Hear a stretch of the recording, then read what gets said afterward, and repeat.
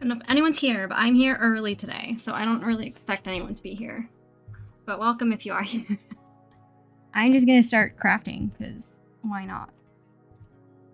Okay, is that angle okay? I feel like that's better.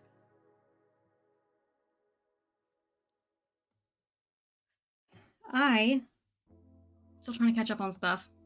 I'm so many days behind on Inktober, so that's what I've been doing all day. Ugh. And I've been posting on TikTok, which is weird. But I feel like I should, so I am. If anyone's on, say hello, so that I know that I am not alone here in this vast streaming wasteland. Okay, I just posted a video on TikTok. Not that anyone watches it, but I enjoy it. I gotta scoot this back a little. This thing's been super finicky today. I'm having a hard time with making sure that it's in the right spot. I feel like I've adjusted it like 3 different times. Dominica! Hello, hello. Yes, Vincent ended up not doing the thing that he usually does at 4, which is like a stream with, or like, well, a recorded video with friends and my brother learning French. So I could get on earlier today, which is very happy. I'd rather be on earlier. I don't like being here until 10. It feels so late by the time that I'm done, so this is nice. I probably actually will be streaming more though after this. But I'm thinking about streaming Minecraft. Me and Daniel, my brother who's always on, always play Minecraft, and I was just thinking I have a gaming channel that I have literally never used, so maybe I should just get on it. Yeah, also last week was so weird, so it's fine that you left when you did.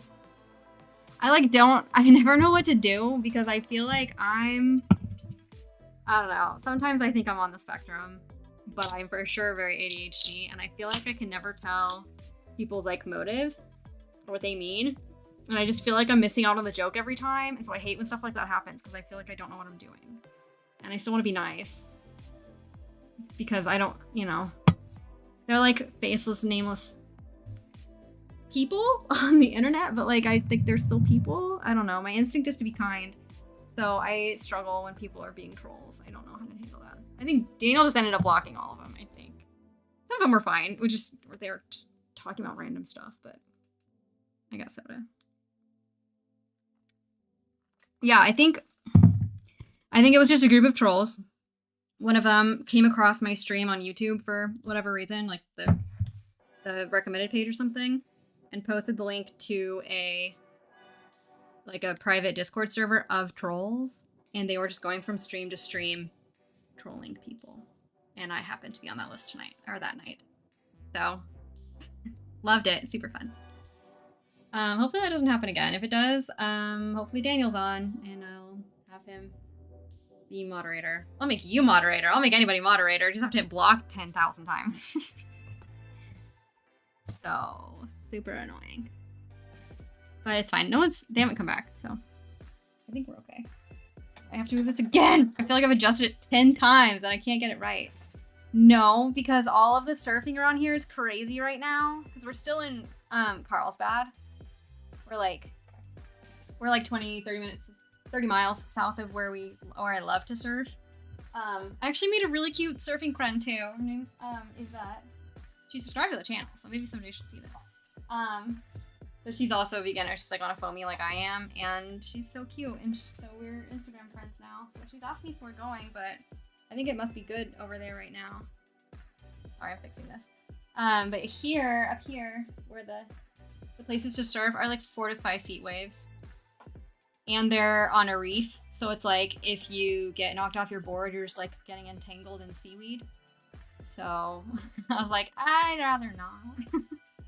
So I'm probably not gonna surf again until next week. So that's when we'll be done. I think we'll be done cat sitting like Monday or Tuesday. The 21st. I can't remember what day that is. But anyway, that day we'll be done, and then we can go back to our favorite spot.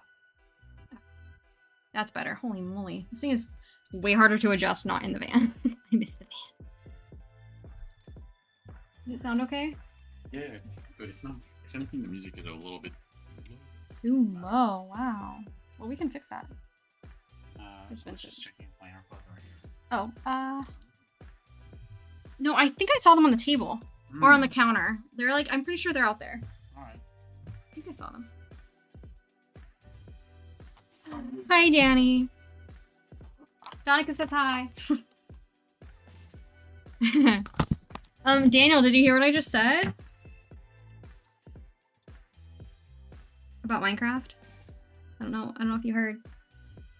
I was cold. It's kind of chilly today, so my solution is to wear a hat, because if I wear a sweater, I'll be too warm while we're streaming, but I don't want to be cold. So Daniel, I think I'm gonna start streaming Minecraft also. Because now I have a computer that can handle it, and we're playing anyway, and I have the gaming channel that I have on, like, here on YouTube that I've never used, so I was thinking I might just stream it whenever I'm playing. So, I think that might be a thing that I do, which would be fun, I think.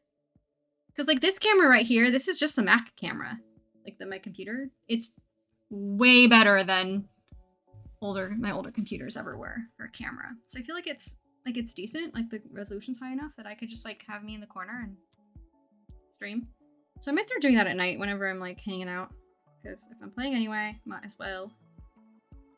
Okay, let's see. Oh, shoot, where's my pattern? It's good, right? Like, it's really, I think it's decent. It's nice. This lighting is also really good. I probably need to get a light like this for in the van. Because this one that I have is not enough. But yeah, I think that's what I'm gonna end up doing, because fun. Might as well. I feel like Vince and I are just in a mode of, like, throwing everything at the wall and seeing what sticks, because all of it is worth our time if we're learning, is my opinion. And because he's not getting as much work, we have more time to try stuff.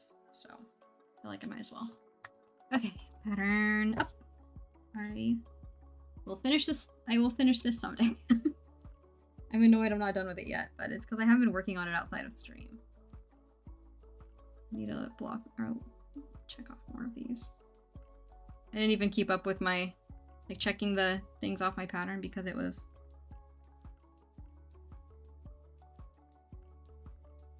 just literally one color all of last week, so I didn't even bother. Okay. It is time.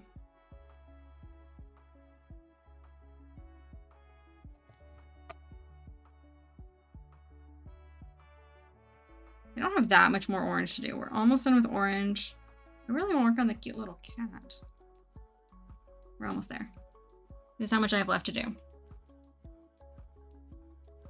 Okay, I have a lot left to do.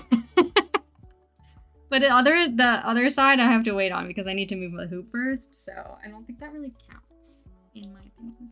That doesn't count. I'm gonna set this up over here. How's everyone's week going? What have you guys been up to? Me and Daniel started a new Minecraft world. That's what we've been doing. Yeah, the kitty. It's almost time. Finally. It's so cute. I made it myself. It was a lot of moving blocks around to try to figure out what looked good. So I think it's really cute. Daniel, you're still moderator, so if anything weird happens again this week, you get to block people. If you stay on. Obviously, if you have schoolwork to do, then college comes first, I guess, before your sister's random stream. I did look back. I was trying to figure out when I first started playing Minecraft, because I've been in nostalgia mode today. Speaking of which, my Inktober video flopped, and I have no idea why, because I thought it would do good. Is the one that I posted today. It's me drawing a badass robot. Horizon Zero Dawn. And it's the exact same format as all my other Inktobers. So it should have done the same. It should have gotten at least like 1,000 views or something. And it got up to like 100. I was like, what the heck? So I have no idea why that flopped. But playing Horizon made me wonder when I started playing Minecraft. So then I was looking, and Daniel, I scrolled all the way back to the very beginning of our text conversation. Apple Orchard! Oh, that part of the country has the funnest stuff that I'm kind of jealous. I very much would like to be able to do that.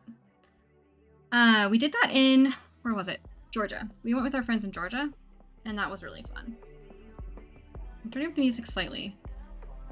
Let me know if that's too much. That's really fun. Ugh. When we went last year, that's the first time I'd ever really been to an apple orchard.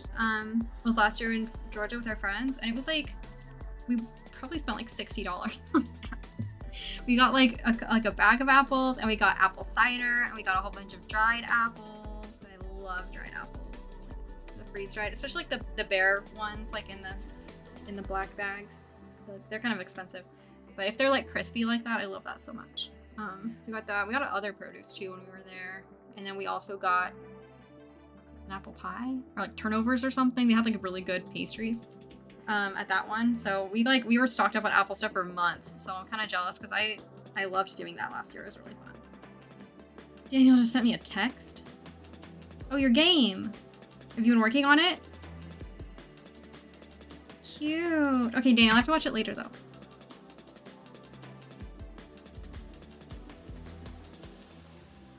That's exciting. That's really fun, Donica. The other thing we went to in Georgia had like a massive petting zoo too. It was like a huge place. My friend took us there, so I have no idea how it works. Let's see, is this camera okay? I feel like I just need to scoot everything over a little bit. Food, apples, donuts, cookbooks, good stuff. Apples are like my favorite. They've always been like my favorite fruit. For like just to have on hand all the time. I think I was raised in like a poor household, and so apples were like the dependable fruit that we would just always have on hand because they're just always cheap and you can get them year round. So we just always had apples. So I grew up like, I don't know, every single. I'm turning this the wrong way actually. It's really hard doing everything mirrored. I'm gonna fix this one more time. Like I have vivid memories of like every weekend we would spend with my dad, there'd be at least one day that we'd be like hanging out and he would just be cut up an apple for us and put it in a bowl. It's like something that we did a lot. Better? I feel like I don't know what I'm doing. Why is everything so weird? I think that's better. I have like this stand that my laptop is sitting on that makes things really tricky to move around, but I like having the stand because then it's easier to see the keyboard. Okay. I just need to like move everything so that it's less of the wall. Love apples too. What are your faves? Oh my gosh, there's so many now. Like growing up, it was like Honeycrisp or like the fancy ones that we'd get every once in a while that felt like really special. But now there are so many versions of like other apples that are similar, but I think better. So Honeycrisp is still like my fave just to get that. They're kind of the standard now. I feel like they're in every single store all the time, which is kind of nice. Sorry, I'm sure that's annoying. But there's these new ones.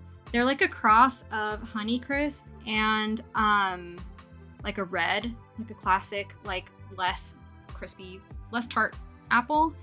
They're called Cosmic Crisp, and they've popped up everywhere. But we started buying those last year because I saw someone mention them in regards to like wine and cheese pairings.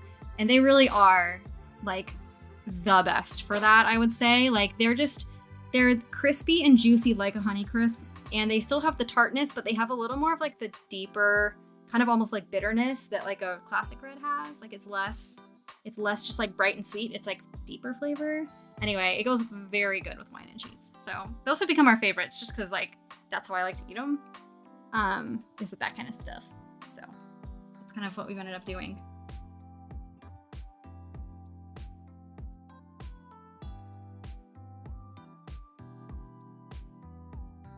I have to put this needle in. It's tricky. But yeah, do you have any faves that I haven't heard of yet? I've seen a few like crazy like pear apple hybrid situations too that also are very delicious. I love pears. I love pears and peaches and apples, really. I like stone fruits in general, but stone fruits and apples. Apple orchards on Honeycrisp. Hard at Cortland, Brayburn. Oh my gosh, get Cosmic Crisp. I don't know that much about apples, I will say. I don't know that much. But what I do know is that I like them really crispy and really juicy. And so if they're not that, then I'm not as excited about them. Sorry, this camera angle's bugging me. I feel like I don't want to like I don't want to look back on this later and just like be like all double chinned and side profile. So I'm trying to make it not that.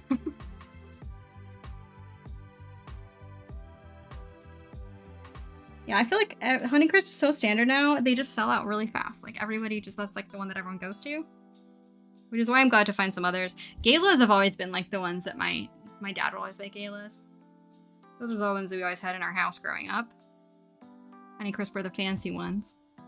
There's another one like a Honeycrisp that kind of got popular. Oh, Pink Ladies. I think that's what they're called. Those ones are really good too. I think it's Pink Lady. Those ones are similar to Honeycrisp in my opinion.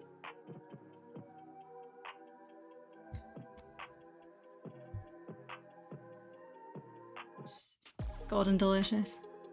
A classic. I always hated red. Red was like my least favorite, but just because of the texture, it's so like, it can be so grainy. Those are always the ones that we had in school. And so I hated the ones in school, but they were always reds. So I didn't like them. So I think a Cosmic Crisp is like a better version of that, where it still has a little bit of the good parts of the red, but also, yeah, way thinner skin, way easier to eat, none of the grainy texture. So, Golden Delicious we never ever had. I just like never, I mean, I've definitely tried them, like for sure, like at some point somebody bought them, but it wasn't like something that my parents got regularly. It's always like Fuji or Gala were like the ones that we always had growing up. And those ones, sometimes they can be kind of grainy too, like a red. Like sometimes they're just like, that's why I don't buy them now, because it's just like, if I'm gonna spend money on it, I want it to like be good for sure. So I only buy like Honeycrisp or Cosmic Crisp or Pink Lady or all the other ones I already said I liked.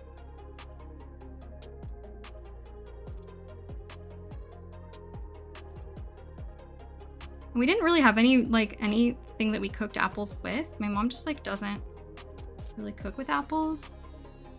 She had this like berry cobbler that she'd make. I think it had apples in it, but we didn't cook with apples very much. So it was always just like for snacking. Anyway, there's a whole history of apples in my life and my childhood. Oh no, I have a knock. Shoot. Okay, it's easy to fix. We got this.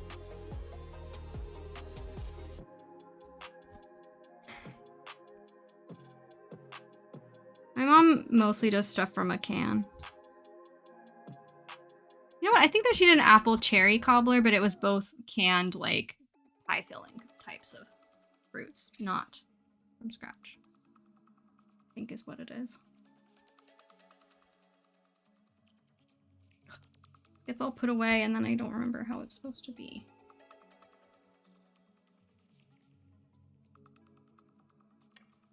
I just want it to be correct.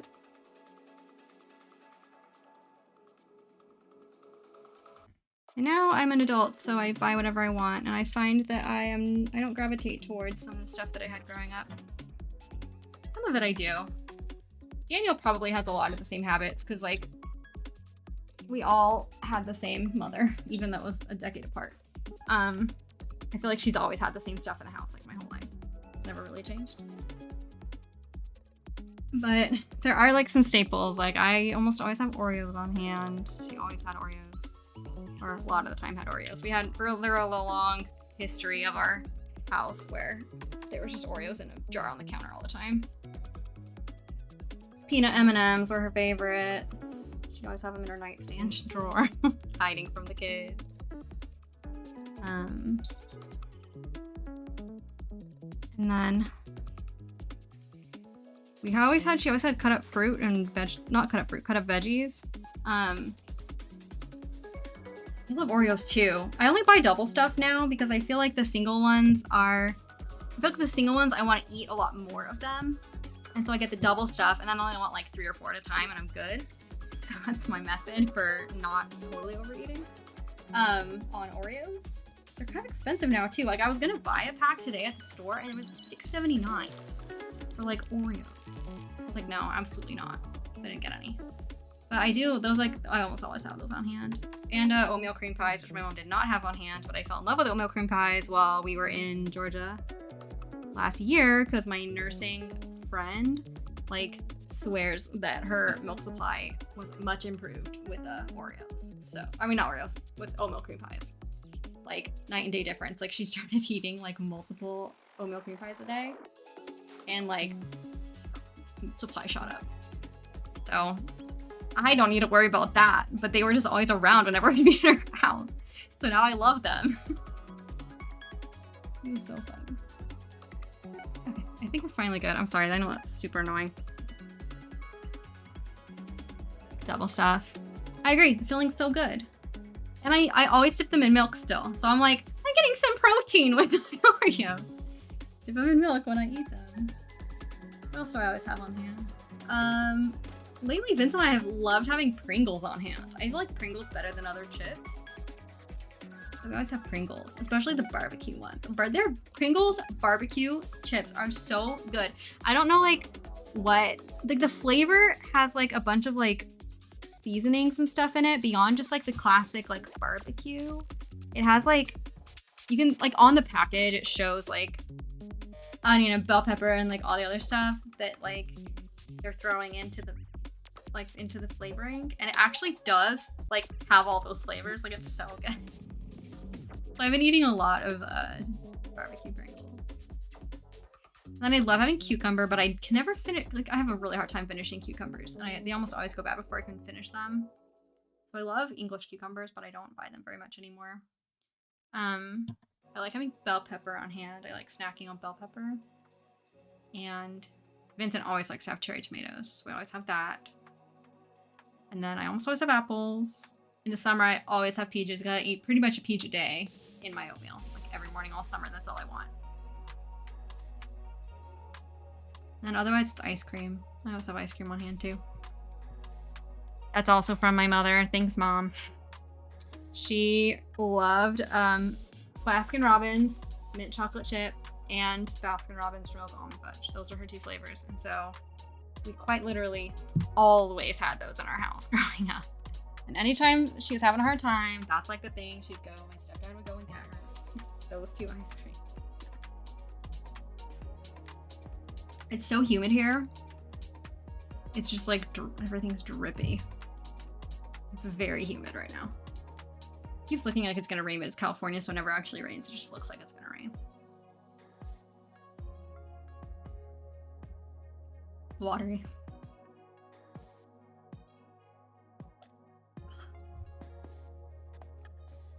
That's how I feel. I got lucky with my mom's genetics. My mom has also been a big like sugar and junk food person her whole life. I think that she slowed down on it a little bit, like in her 50s, just because she like her body just reacts differently as she's getting older, and it's harder for her to like stay healthy.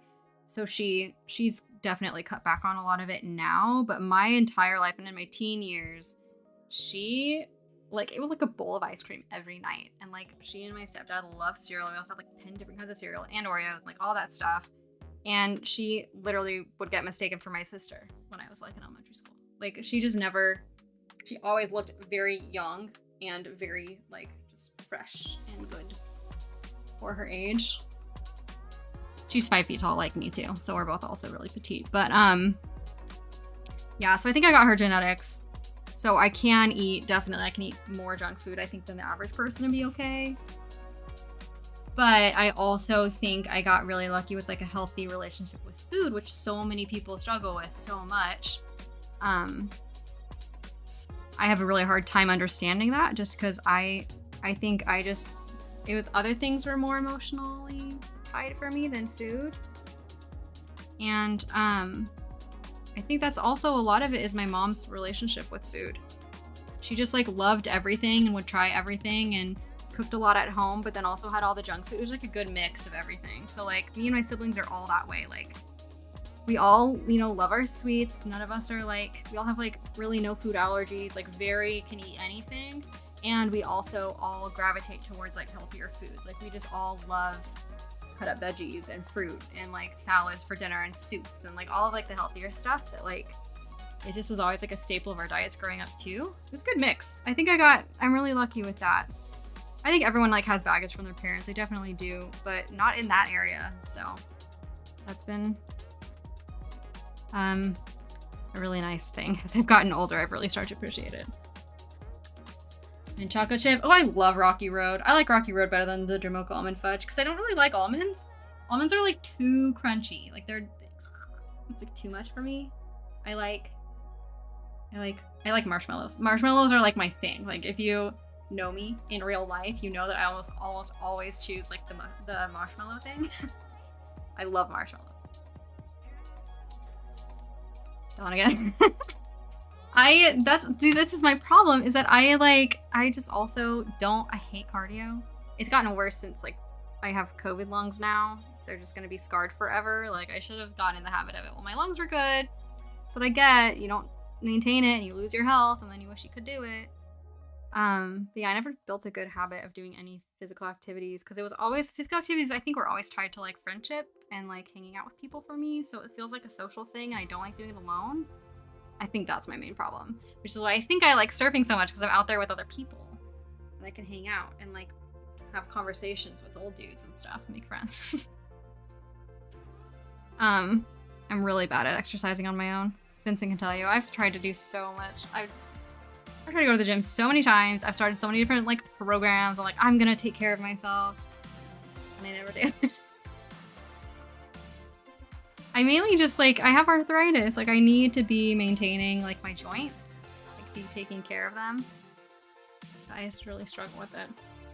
Surfing burns a ton of calories.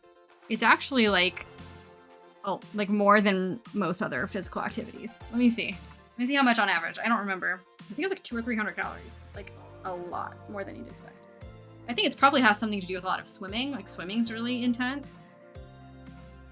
How many calories burned per hour surfing? Yeah, 150 to 400 per hour, which I feel like is a lot. Like that's more than like if I was like, you know, at the gym, like on the treadmill or something. Because I'm a lightweight, I'm tiny, so I feel like it's harder for me to burn calories. Like me and Vincent, if we're doing the same workout, like our Apple Watches will be like, I'll be like half the calories burned that he has, just because our makeups are so different. It's very annoying. But surfing, I think it's nice because it's cardio when you're having, it's like endurance when you're needing to like deal with waves, but then also it's just good muscle building because I've never had so many muscles in my back. I've never had back muscles and I've always had really poor posture. Like my mom was a ballet. She did ballet like at the big theaters. Like she was like a child in all like the big productions in Arizona. So she always has perfect posture. That's just how she is her whole life. And she's always been like, Emma, fix your posture. She hates it. So I have noticed that like with surfing, I think I'm building like core muscles that I've never had before. And it's so much easier to maintain good posture. And I realized like I was trying to do it backwards. Like I was trying to have good posture just by like being cognizant of it and just doing it. And I realized what I should have been doing is just building muscles, because then once you have the muscles, then the posture is easy to maintain. And like I have the inclination to want to sit up straighter. Like slouching is more uncomfortable because I have more bulk in my midsection, like more abs. And then I have my shoulder muscles that can hold my shoulders up better. So I've been trying to do it backwards this whole time. I should have just done some weight training. Have better posture. Here's a problem with surfing, Donica, is that we don't get to do it all the time. We really, like, Vincent's on Zillow all the time right now. We're like, maybe we just need to move to Southern California and be able to do that. Because, like, we do feel so good. And I'm, like, already kind of dreading being not here for, like, half of next year. We'll bring our surfboards on the side of the van and try to do surfing, like, on the East Coast. But East Coast just doesn't have good spots the way that they do here. So I'm, like, really... I'm kind of not looking forward to it. We kind of just want to be here. But we have stuff to do on the East Coast. I think by next summer we'll be back, because we'll be done with stuff on the East Coast by May. That's when the wedding that's in New York that we need to be at, that's when that's done. So I think we'll shoot back over here and do more surfing for the summer again. Because I think July through like October is like the best season here for surfing. I think we can be back over here by then. I just need to check the last states off my list, mainly. Okay, maybe I should swap cameras. I just realized. But yeah, I go back and forth all the time. Man, I love this. This is the thing that I could do forever. But also then I have to live here. It's expensive. And how would we do that? And like then it's like I don't even want to do it. I don't want to fall in love with it because I'll just be disappointed when I don't get to do it forever. It's annoying. Like this is so shaky. Sorry. There's nothing I can do about it. I've done everything I can do.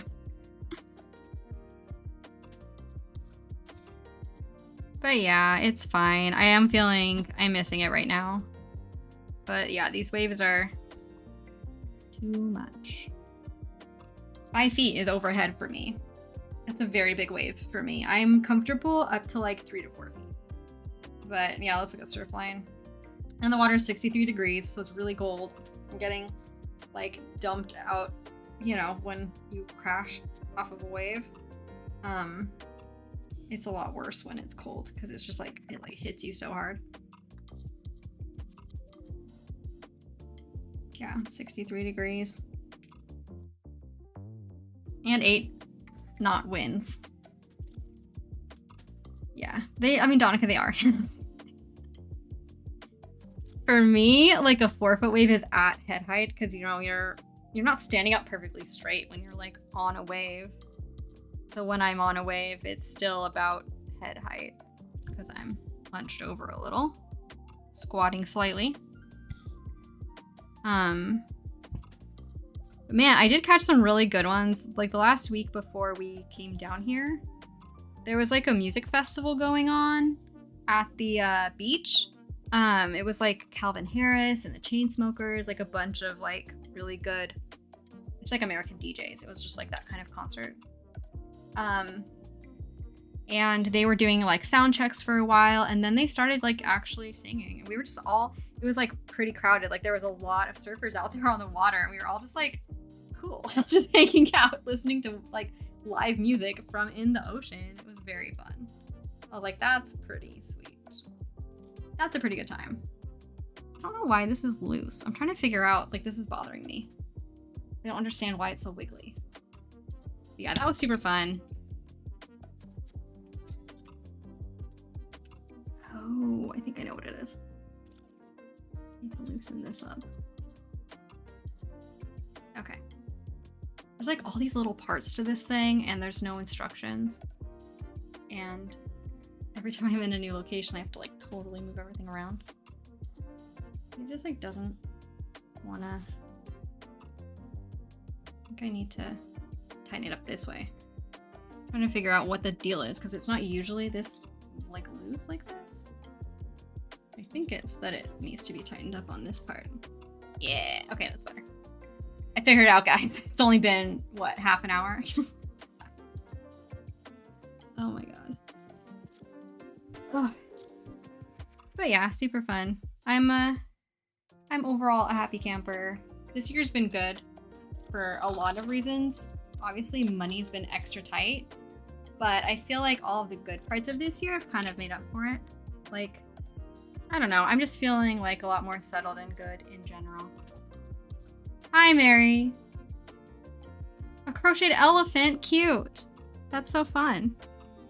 I've been wanting to do like more crochet or knitting again. I still need to finish my cardigan that I never finished. So that probably won't be done until like, I don't know, next year.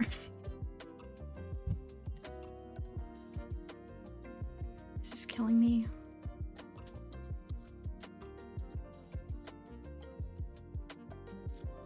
This is literally driving me nuts today. I really hate when it's like not straight. I know you guys probably don't care. I care.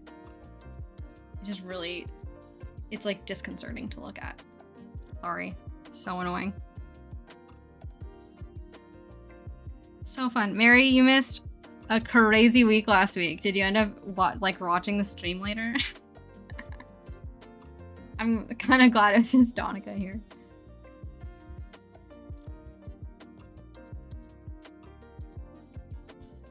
Donica is kind of a cool name.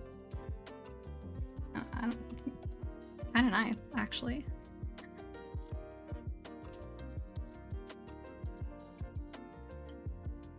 Well, so my stream got posted on some private Discord server with like a bunch of trolls.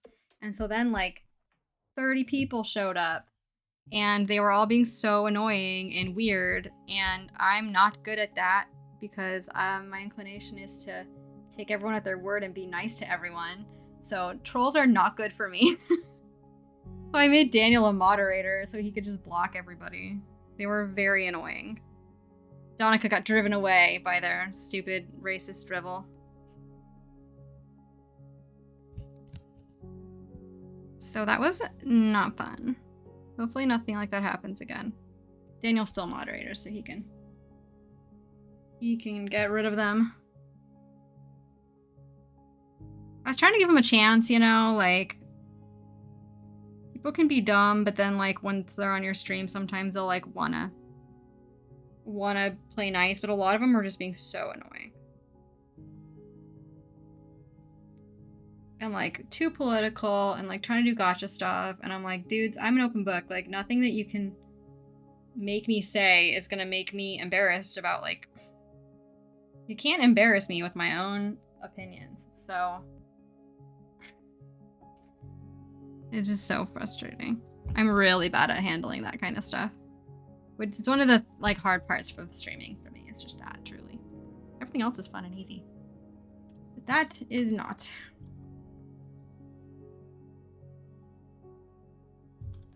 So drippy. So hopefully it's just us.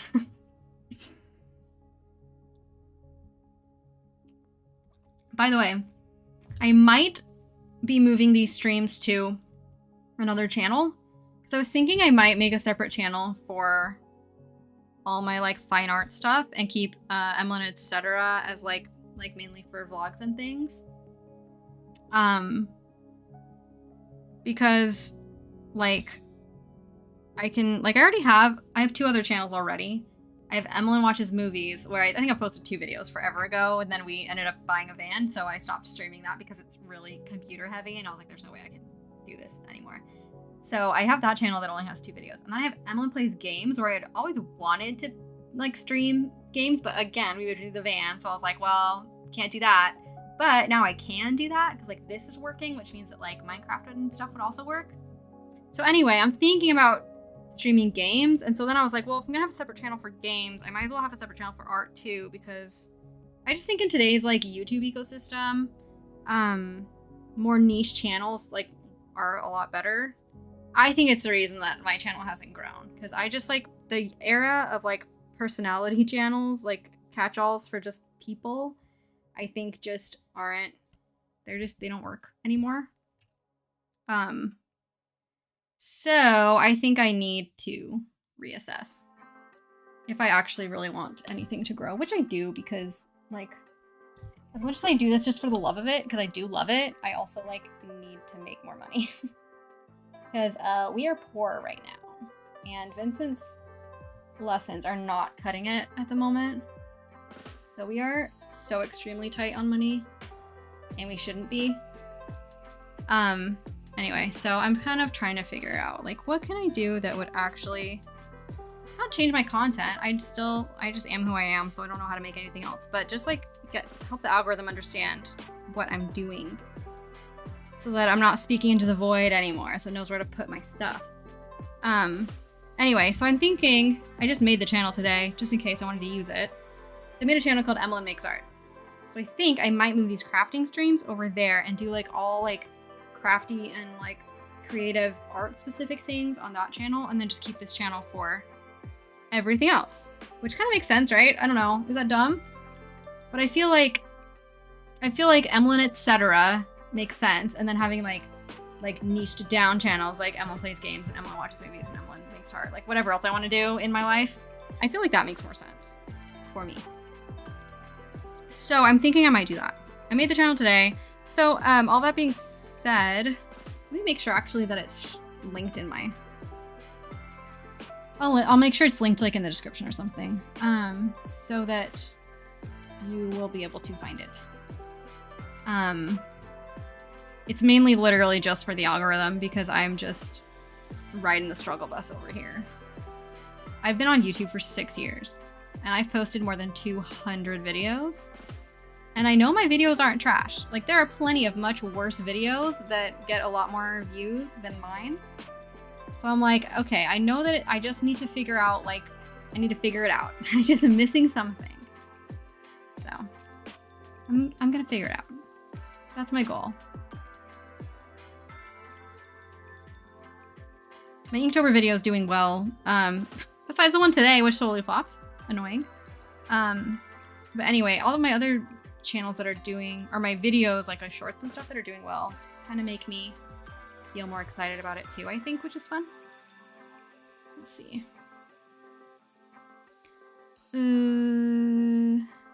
How do I where do I do other channels? Customize. I always forget how to like edit things. There we go. It's like several clicks deep to be able to actually edit things, which is annoying.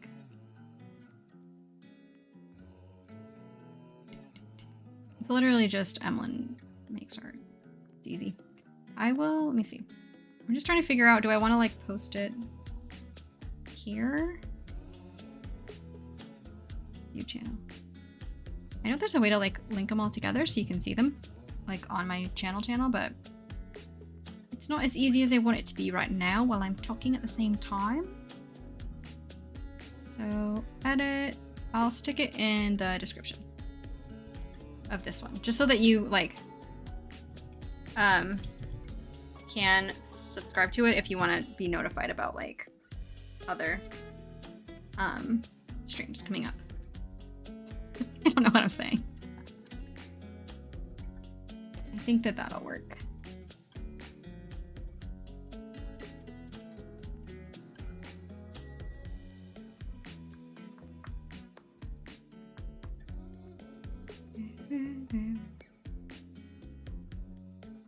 I need to like decommission the other channels because I'm not using them. Well, literally only that makes movies or watches movies. If I do plays games, then I'll do it. I'll keep it. Let's see. Okay, oh, I think I found it. It's in YouTube Studio, everyone. Customization. Channel customization. Links. Okay. Very tricky. It's like buried so deep. Hello?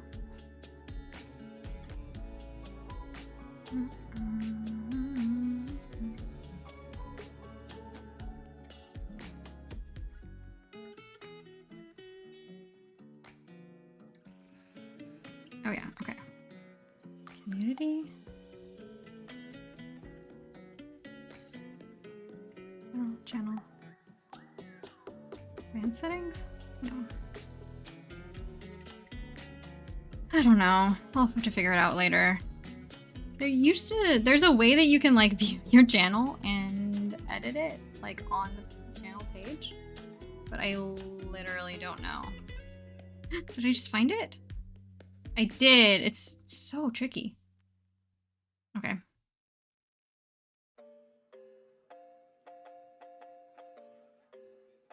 Okay, I'll have to link everything up. This is like the hardest part of... I hate technical stuff. Etsy shop is definitely slower than it was. I just dropped off 5 orders at the post office. So it's like, it's moving, but it's just like not growing. It's just kind of maintaining. So I make like between like $500 and $1,000 a month from Etsy, depending on the month. Some weeks have definitely been better than others. I think it's starting to ramp up again now that we're getting closer to the holidays, which is good. But yeah, it's just so not reliable. I feel like I'd rather be more in control of like what I'm making. If I can actually have a channel that's like a little more predictable in its views, you know, if like I know that posting something will get at least usually X number of views, and then I can like predict my income a little bit better, that would be nice. There's literally been some weeks on Etsy where I make like $370 in a week, and then other weeks where it's $30. And it's just like, I'm not doing anything different. It's just like people are just not buying or not clicking. So it's good, but not great. It definitely doesn't make up the income that Vincent hasn't had lately. He literally got half the amount of group classes that he should have gotten, like that we've had in past years around this time of year. Usually it would be like 10 to 12 group classes, which are an hour and a half long each, and he gets paid, at least with this like small company in New York, like the same hourly rate. So it's just like an hourly rate for classes that are an hour and a half long each, and there's like 10 of them. So usually that's been good for the fall. Like we've usually been in good shape going into the holidays, and he got 5 classes this time around. So quite literally half of the income he usually gets. So I definitely am not making enough to make up that difference. That's the main issue. It's like, how can we make up the difference right now? Because I really hate being broke around the holidays. It is the worst to like just not feel like you can buy the things for your family that you want to. I love gift giving. I love like planning gifts. I love sending gifts off to people. Like I just love it so much. And so it's really frustrating when we just don't have any extra. And I can make stuff myself, but like making still costs money and it costs time. So all of it is not ideal. We're trying to figure that out. I just feel like we're on the verge. I think I keep telling myself like someday, when we're in a different place in life, we will look back on this time and like, it'll be the classic, like this was the crucible. This was our moment. We just had to like have faith and keep going.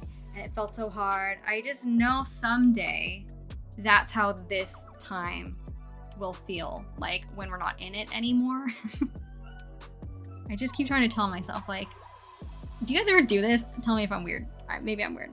But whenever I'm having like a really hard time with like in life in general, I literally will have like moments where I psych myself up by like pretending I pretend like I'm like on a podcast or like a talk show or something later on, and I'm like telling the host like about this time of my life. And like, how would I describe it like if I wasn't here anymore? Like if I had like $1 million idea and like exploded into something, like my life exploded into something amazing, which doesn't happen to hardly anybody. But you know, you always see like the podcast like episodes and interviews with people like that. Like there's always, I've always seen them like growing up. Especially for like fashion and like beauty and lifestyle people. That's just like always what I've been interested in. So anyway, I've watched so many of those interviews. So when I'm having a really hard time, I'll pretend like I'm the one being interviewed. And I'll think about how I would describe this time. And then suddenly I feel so much better about this time. Like this time is important. Like the time where it feels hard, the time where we're like really having to like cut out stuff that like isn't as important and like literally cancel all of our subscriptions and like eat beans. Like I'm grateful for it because I know when I look back, I will also be grateful for it then. And now I can be grateful for it now because I convinced myself that someday I'd be looking back on it instead of being in it. I don't know if that makes sense, but like I do that all the time when I'm having a hard time. We're not doing anything for Halloween. I don't have any friends. We're still going to be in California because I want to keep surfing as long as possible. We will be heading to Arizona at the end of November for Thanksgiving. It'll finally be cool enough then. It's still really hot in Arizona right now. So yeah, we're not gonna be around like family. Besides like my aunt and uncle Steve and Carol, but they've also never had kids. So like Halloween for them isn't the same, you know, as like a family with kids. Like my sisters have kids in Arizona. If we were with them, we would. Like last Halloween, we were Mrs. Salt and Mr. Pepper from Blue's Clues because my friend's toddler was obsessed with Blue's Clues at the time. And so like their whole little family of 4 plus her parents plus us, we were like all of the characters from Blue's Clues. So Vince was, you know, he's French, so he's like the perfect Mr. Pepper. So I was Mrs. Salt and he was Mr. Pepper. Or is it the other way around? Mr. Salt and Mrs. Pepper? I can't remember. Anyway, whatever it is. I think it's the other way around. I think it's Mr. Salt and Mrs. Pepper. Anyway, whatever it is. I remember being confused about it at the time also, so. I need to go look at pictures. I think it's Mr. Pepper. Am I wrong? Tell me if I'm wrong. Anyway, Yeah, and then Bob was blue. His little brother was whatever Blue's friend is, the other little guy. And then his dad was the mailbox. He like made this amazing like mailbox that he put on his head. He just walked around with it. And the parents were like the bucket and the soap, and I can't remember what my friend Dana was. But anyway, it was very cute. So we were just in their family picture. That's the first time we dressed up in ages, and that was literally just so simple. I got like hats, like gray hats to look like the tops of like salt and pepper shakers, and put like, you know, big black circles on them. Like I just got like this like adhesive like felt stuff that I like could cut stuff out of. So I had like, we had hats with like salt and pepper shaker holes on them, and then we each just had a shirt that had like an S and a P, and then black legs, black on bottom, to pretend like it doesn't exist. So that actually was really fun. I enjoyed it. I think I love a theme. So if we don't have friends that are dressing up, I don't get as excited about it. There was a long time where when my sister was in college and through her like early marriage years before she had kids, where she did a Harry Potter party every single October. Her birthday is October 25th also. So October has always kind of like been her month. And she did a really awesome, like really fun, super themed Halloween or a Harry Potter party every year, which is so fun. So I think whenever we have a house, I would love to start something like that. Just do like a themed party. We just don't have a house, so we have to rely on invitations. So, alas, no invitations this year. I do have, I wonder if I could look them up. I have the most amazing costume that has just been sitting in storage for all of this time.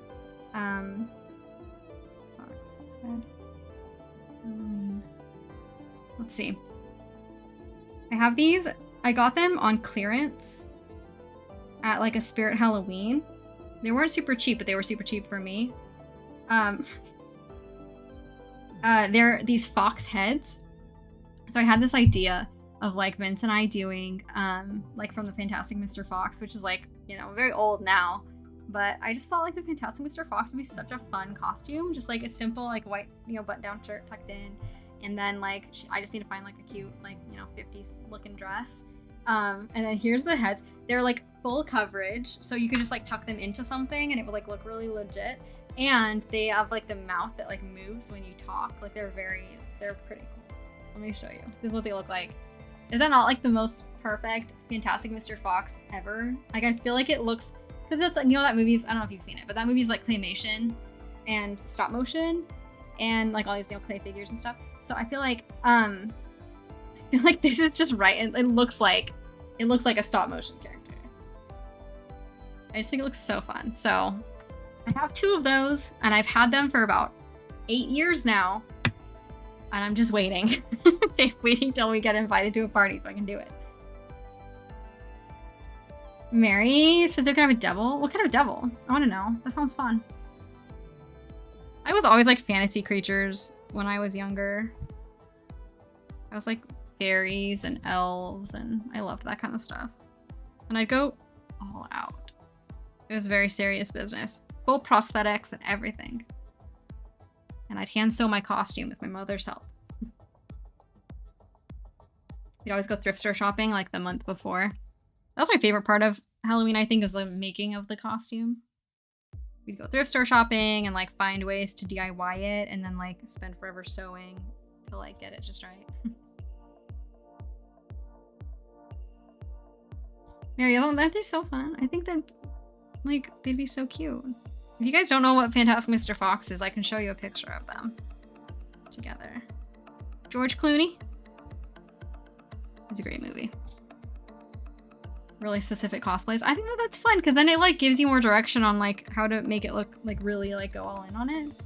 I feel like if it's too general, then you end up doing something basic. It needs to be like specific to really be able to get into it. And you can sew, so I'm sure all of your stuff turns out amazing.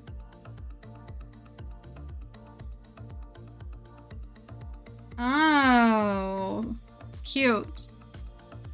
Okay, that sounds fun. And all gender bendy. I love that. I think that sounds so fun.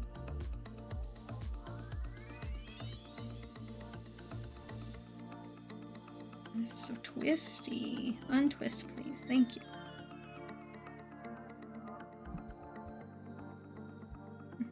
Hi, Kayla. Nice to see you. What are you working on? Oh, that's so nice. I'm glad that that was helpful for you. I keep meaning to make more of those, but I cannot stick with any one hobby, so here we are. What are you working on? Tell me. Mary's crocheting an elephant. Donica, I don't know what are you still working on the same stuff you've been working on? Hi, Dana. Dana, were you on just now? I was talking about our Halloween costumes last year. Dana is the mother of the Blue's Clues kid. I am just cross-stitching a Halloween pattern that I've been working on for literally a month. So very behind on it. It's okay, you can watch it back later if you want. I was just talking about how I love I hadn't done any Halloween costumes in a long time. That's the first one I've done in forever, and how much I love a theme. So if I don't get invited to something or to be part of a group, I'm not as excited to dress up. I wanted to be a whole ensemble cast of characters. Ooh, I guess this year. Is it based at all on Grant's interests, or is it Bob? And is it going to be a family costume, or is everyone or is it just the kids doing their own thing? I need to know those things first. Bob decided. Okay.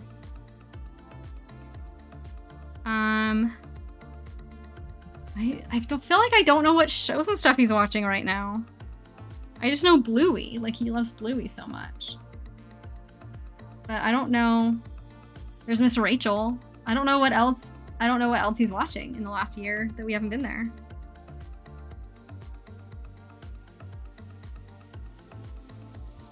Is it a Disney? Is it anything Disney? Because I definitely wouldn't know if he's watching anything Disney related lately.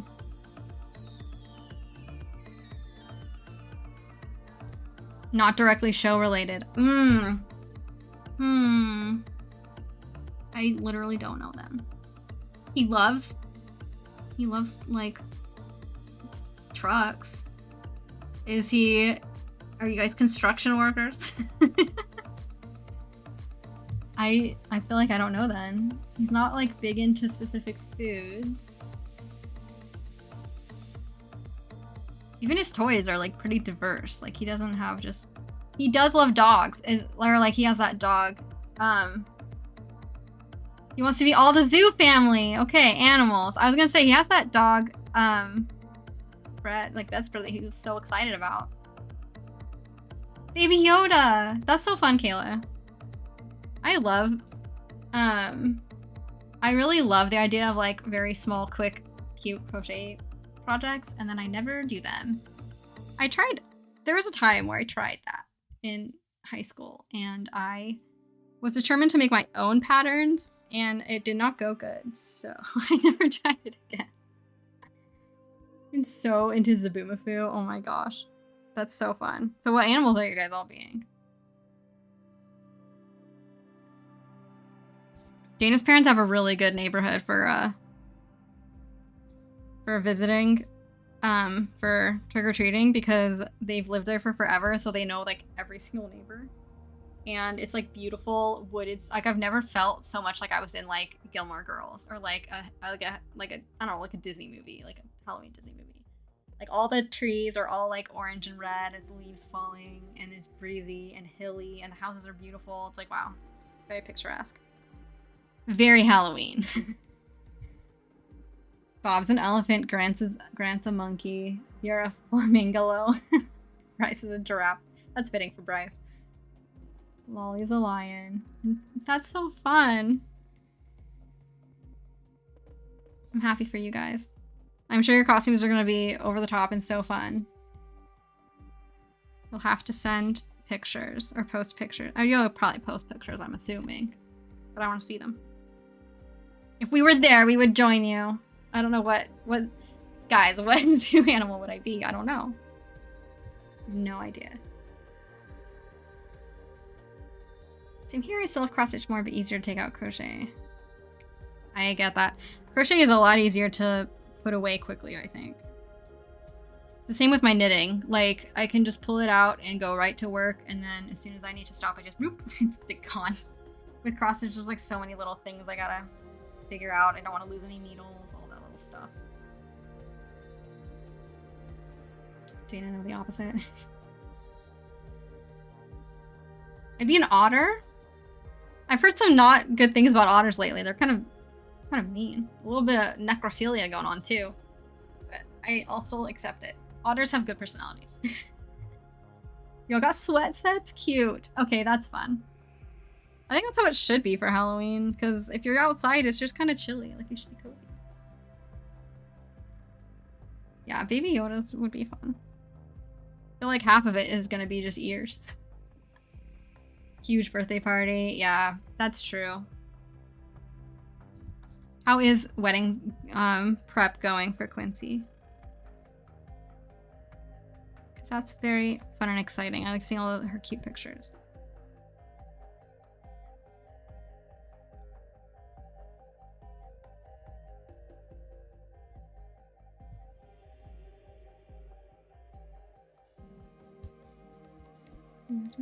Maybe I'll actually finish the section today, guys. Should I start on the cat? Should I stop stitching orange? Is it time? 3 days out, it's go time. That's so exciting. I love weddings. I just think that they're so themey and over the top and fun. I just love the idea of them. My wedding felt stressful and I was very anxious because I'm just an anxious person and I was very undiagnosed at the time. So it just felt really hard. I feel like now it would be such a different experience. It'd be way more chill. I got a hint of that. We had our first wedding in May in Arizona and then we moved to France a month later in June. And then we had a whole second French wedding that Vincent's parents planned in France in September. And I felt just so much better and I had so much more fun at that second one. Like, my clothing was more comfortable and it was just so much more low-key and I was just happy to be there. I remember thinking at the time, like, is this what it's like when people, like, have been living together and then they get married? I just feel like I always got told, like, it takes all the specialness out of it if you live together before you get married. And I remember thinking that at that September, like, second wedding, I was like, this is just as much fun. I just feel better. Like, I feel more comfortable. There's, like, less big life changes happening all at once. And it was so much more fun.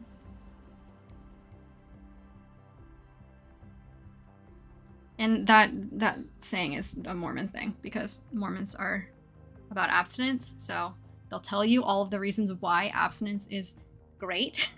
They're not going to tell you that it's better to live with the person you're marrying before you marry them, but I think it would have made our wedding a lot easier and more fun. Wedding in France. It was beautiful.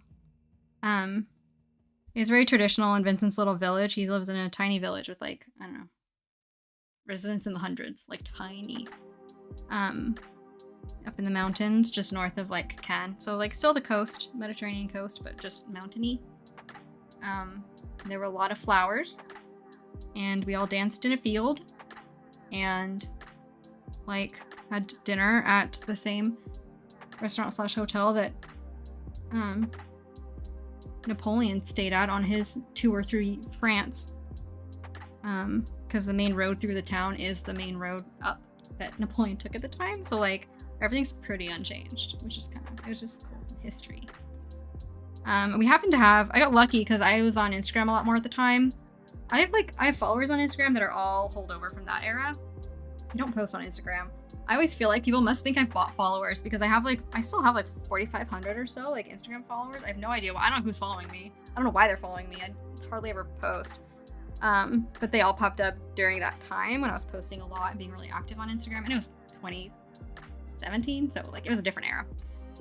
Anyway, so there's this really good New York photographer that was traveling Europe and doing, like, some photo shoots for different, like, couples and stuff, working specifically on her portfolio, and she contacted me and was like, hey, I'd love to photograph you guys. And I was like, well, we're having another wedding, so you're in luck. So we convinced her to come up to the mountains, like paid for her hotel and her car, and we got the most beautiful picture. Like her pictures were out of this world, so good. I loved her editing style. It was so perfect for like the environment, kind of moody and like contrasty, just gorgeous. So that was the best part of it. We have really beautiful pictures from that weekend. Our wedding pictures in Arizona were good, but you know, Arizona's really bright and really sunny and really monotone color-wise. And it was like a classic Mormon wedding situation. So there's pictures at like the Mormon temple and like not quite the same as a beautiful field in the middle of a French village. You know, it's just not gonna be the same. So I really love the second one. I'm glad we have both. Yeah, Dana, living together would have been so much better. It was very nice. I just remember we paid for my parents to come because they were struggling a lot at the time financially. So me and Vince saved up and bought them tickets to come. And so they were there, which was really great. I was really glad they were able to be there. But I just remember we had like a catered dinner that night, you know, with multiple courses, like classic French dinner. And they they were so grossed out by like half of it. The seafood and the cheese was so stinky. And like, I was just like, oh my gosh, my American parents. Like I just couldn't. Because I adjusted really quickly. I loved living in France, especially the food. I loved it, and I really like to like assimilate as much as possible. I really struggle with the language, but like otherwise, like socially, I really did my best to just like roll with it. And they're complaining. I was just like, oh yeah, this is what most of America is like. No wonder they think we're so annoying. Mom, if you're watching this, I'm sorry. That trip was fine. It was good. I was glad that we did it. But there's that. I remember that night at that wedding day where I was just like, this is embarrassingly hilarious.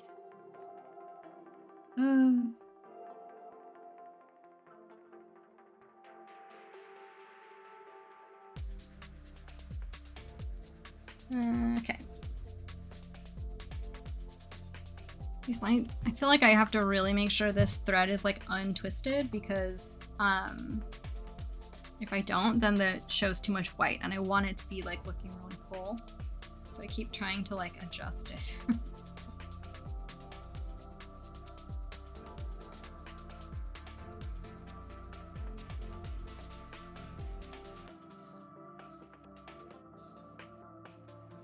Let's see. I'm gonna need to change the music soon. I've been sitting on my feet. Oh no, I sat on them for too long. Now they're falling asleep and they're gonna be so ticklish for a minute. Does that happen to you? I can't handle it. It's like so ticklish.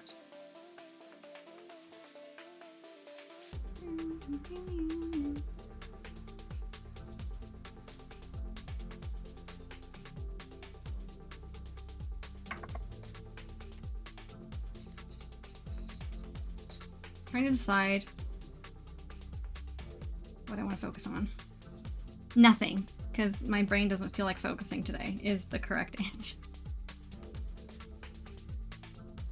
That's why I keep wanting to play Minecraft. I think I just like, all my big projects feel hard. I filmed the intro video for A Year of Art, which is, I've been holding off on posting it, I think because I just had a feeling I needed to keep thinking about it for a little bit, and then today I was like, maybe I just need a new channel for it. So, I feel pretty good about that. I think we're gonna go for it. So I'm kind of glad I didn't post it yet, but it's just like a lot of editing because I need to like make sure that there's lots of like B-roll and stuff, so it's not just me sitting there talking. It's only like a 12 or 13 minute video, but I'm having a hard time locating B-roll, and I don't have most of my stuff, like my art stuff, to be able to show easily, so that makes it a little trickier. Come on.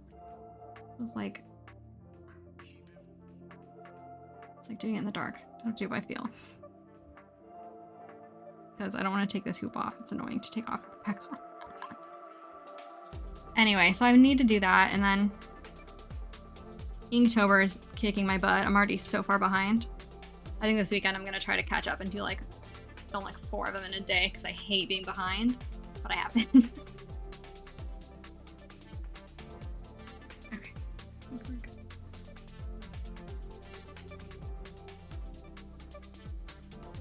So I'm just feeling like, I feel like there's lots of like loose ends I need to make sure get tied up, and things that don't slip through the cracks, and it's like lots of little things to do on lots of different projects, and I don't do good at that.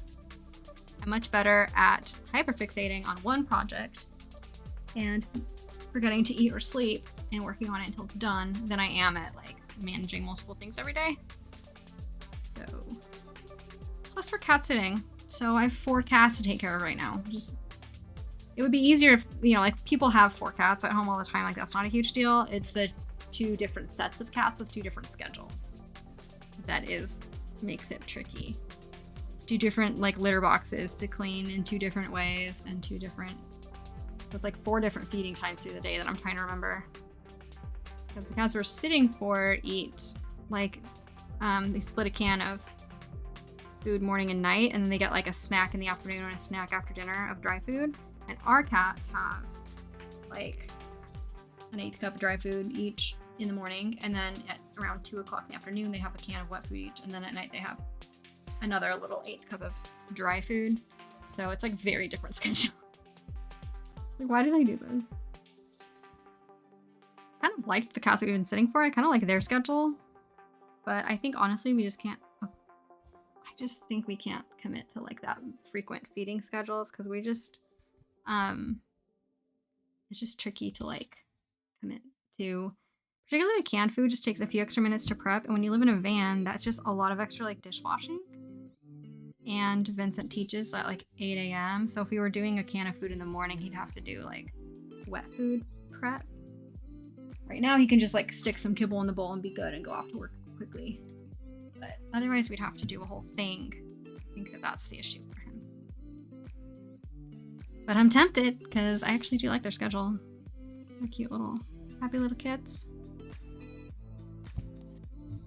Okay, I think after this, I finish this orange, I'm going to switch and do the cat. We're doing black, we're doing it. See, what else is going on? We haven't seen any new movies. Oh wait, yes we did. We watched it at home. We originally were gonna go see Speak No Evil. It's the one with James McIntyre. And I mean, it's like the trailers have been going forever, and we missed it like when it came out. So we were like, let's go see it. But then the nearest like theater to here is further away than it is like when we're up at Dana Point, and we did not feel like driving, especially when we have 2 different sets of cats with 2 different routines. So we're like, how about we just, as Vincent, if you can find it online in like good quality, then we'll watch it at home. And he did. He found a ripped version. Is it bad to pirate? I think that my parents really drilled in how bad it was when we were young. But then my parents lost all their money, and my stepdad started renting movies from Redbox and ripping them into our own collection every single week. No, I don't feel as guilty about it because my parents started doing it too. So anyway, we watched it at home instead of at the movie theater, but it was very fun. Speak No Evil was fun. If you like, it's more thriller. It's not supernatural. It's just like horror thriller. So if you like that, you would like it. And then other than that, I've just been literally spending all my days drawing, which I shouldn't make a face about because I actually do. I'm really enjoying it. I don't enjoy all of it. Having to make sure I film it and having to edit it. I've gotten a lot faster at it. I can edit it and do a little voiceover and post it in about an hour, but it's still an hour every day. On top of the like half an hour to hour it takes to actually do a drawing. Because obviously that takes a lot of time also.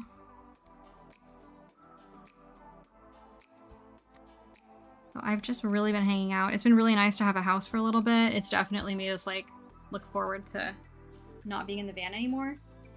We definitely have one more year. Like we have this year still in the van. So we're like, if we're planning on like not being in the van a year from now-ish, the end of next year, like what do we want to do? Because if we sell the van, we'll have like a good chunk of change, like maybe 20 grand to do with like something. So we could like, would we want to do a down payment on a house, or would we want to put it in like the S&P 500 and just like let it sit for a little bit and grow some more? And like, how much can we afford for rent? And if we can't afford rent where we want to be right now, how do we make enough money to be able to afford that rent? For instance, if we wanted to live by the beach in an apartment, then it would be like $2,500 to $3,000 a month for like 1 bedroom, more for a 2-bedroom. So we're like, how much do we want that, and like, how would we make that work? So that's what our like all of our conversations have been this week. I think that that's like a real sign that we're like ready to move to the next phase. But not quite yet. I still have states to check off my list. We have one more year, I think. These past 2 years, it's been 2 years that we moved into the van. It's gone by so fast. I like can't even believe. Like when I say we've lived in that van for 2 years, I literally can't believe it. It still feels like such a temporary thing that we just started doing, and it's just not. Like it's not temporary at this point. So it's kind of crazy. I feel weird about it. But fun. Super fun. Has early voting opened up for everyone in the US yet? My ballot has been mailed. It's been so weird. So let me tell you a story. That's what my whole feed is right now. It's just like election stuff. So I like on the road, obviously it's like, how do we vote? My parents' address is like my official address. So like technically I'm registered in like Maricopa County, Arizona. And, but my parents have a lot of opinions about me voting in their district when we quote unquote don't live there. So I've tried to explain, like, every van lifer goes through this. If it makes you feel better, I'm only voting in the federal elections and not the local elections, because the local elections don't have anything to do with me. So out of respect for my parents, I won't vote in the local elections, even though I have opinions about it. So like I've already tried to express that, and then they keep saying, well, you don't have skin in the game. And I'm like, I do actually, because all of our business stuff is registered in Arizona. We pay Arizona's taxes. Our car is registered in Arizona. Like our whole life is like based out of Arizona. So like, yeah, like senators that make decisions in Arizona affect us. I've tried to explain this and they do not get it. So I was just like, okay, well, I'm just going to try to not have the ballot sent to their house then, because then I just don't want to, like, keep having to talk about it with them. Like, I don't want them to, like, get my ballot in the mail and be like, oh, grouchy about it. I'm tired of talking about it. Like, I'm sorry, I'm not going to change where am I going to register? Like, how am I supposed to register somewhere else? All of my stuff is based in Arizona. Like, if anyone asks for any identifying information, it's based in Arizona. Like, there's no way I can register somewhere else. It's just like, it doesn't even make sense. It's been a really hard thing this year. Because me and my parents vote very differently, I think. Because technically I have voted in Arizona in every federal and like presidential election my entire life. It's always worked out that like, I just have always had my registration there. I think I voted in Utah once while I was in school. But like every other time's been in Arizona, and it's never come up, never with them until now. And it's the last few years that I feel differently about things. So I just feel like, what an odd coincidence that suddenly it's so important for you to make sure that like the only people who vote in your county have enough skin in the game by your standards that it matters. Interesting. So all of that being said, that's what I've been dealing with. And so I'm like, how can I just like cut them out of it? So like Arizona does have options for like a temporary address if you're traveling during like election time, since they only send out ballots like, it's like a month in advance. You don't have that much time to get it done. So if you're traveling, you can give them a temporary address. So I did give them a temporary address for this house, since we're traveling. And it looks like they received it. I like you have to send an email or like call. So I sent an email with the address and like all my information. I was like, please let me know if there's anything else. And they didn't respond at all. And so like a week later, I was like, hi, I just want to make sure you received this. And I got an email back, request received. And then nothing else. So I was like, okay, so like, does that mean that you're gonna honor my request? Does that mean that like the information is updated? Like I had no idea. So I was just like, well, I guess we'll wait and see. But I looked, my registration does say that there's a temporary address on file, and it does, like, my ballot has been mailed according to the county as of like the weekend, like Monday. It's Thursday, and it is California. Like it should be really quick to go from like there to here. Like when I send out little packages to Arizona from here or vice versa, they get there in like 2 days. So I've been checking the mail and I haven't gotten mine yet for here. So I just like, I feel like now I don't know for sure if it went to my parents' house because they would have gotten it by now. It's like, why is it so slow? I want to have it because I've had to spend so much time thinking about it this year. Way more than I usually have had to because of all the drama. Dana, you are the bravest person I know for working the polls. Dana lives in like semi-rural Georgia.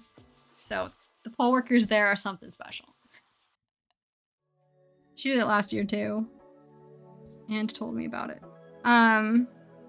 Donica, where do you think we'll want to live permanently? I think we might end up in California. I never thought I'd say that. In high school, I would have said like, hell yeah, I love California. But then I went through a phase of living in New York for so many years that I was like, ew, California. Like, East Coasters are the hardened Americans who've seen shit and like are tough and cool and like will help each other. And California is like the vapid Los Angeles people. And like the reality is that none of that is, everyone's the same pretty much everywhere. Like, everyone's nice and everyone's cool and it's fine. But we definitely want to live in a blue state because we really, really miss all of the like, here's the social safety net of New York.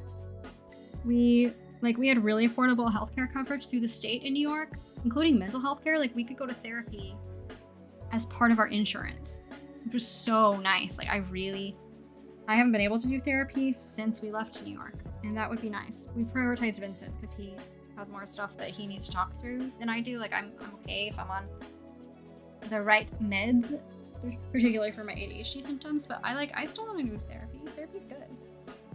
So, I miss having good healthcare coverage that we could afford being self-employed because like Arizona, no, it would be like $1,000 a month in Arizona because their system sucks. So, that's the main thing. We just want to live in a blue state for that. And I do like when things are semi-walkable. I don't want to have 2 cars. And if we happen to get a job somewhere near him, then like we need 2 cars in that case, potentially.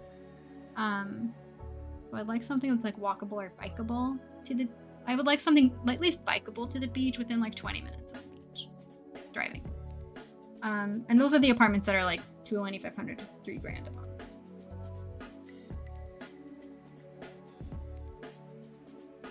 Dana, I'm so sorry. Can't say we've seen a lot of those around here. I will say there are some crazy people around Huntington Beach though.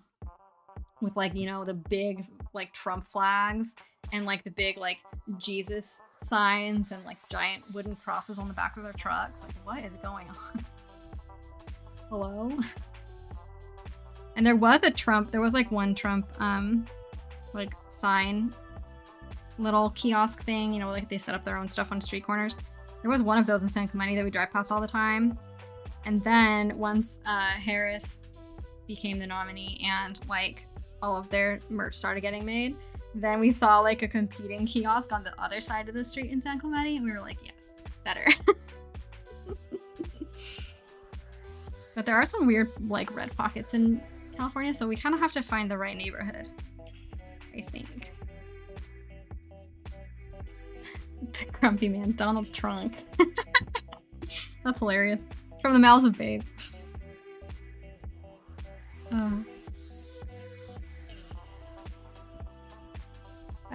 We'll see. It kind of depends on what we can afford, but also I just keep thinking like, I think we might rent for a while longer. We originally were wanting to buy a house with whatever we make from selling the van, but I just think it's probably smarter to put it into like investing and let it grow a little bit more.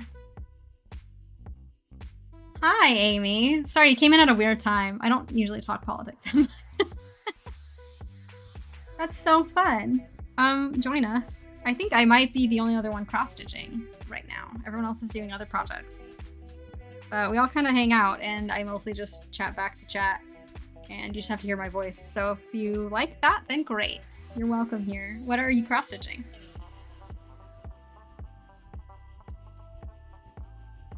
I am working on my Hocus Pocus pattern that I should have finished ages ago, that I am still not done with.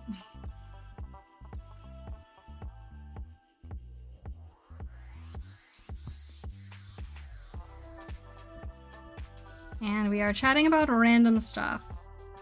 Sharing my election ballot drama.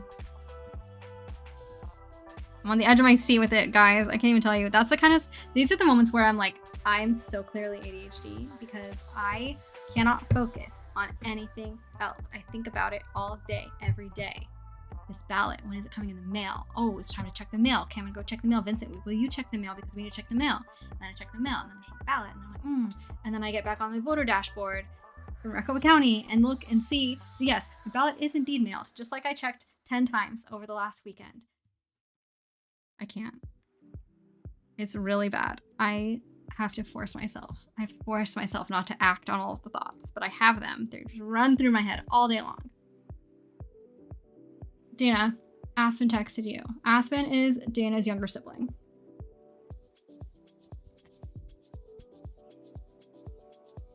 Share with the class what Aspen told you. We all want to hear. I met Aspen a few times. Thanksgiving last year, they came for Thanksgiving weekend. We met them then.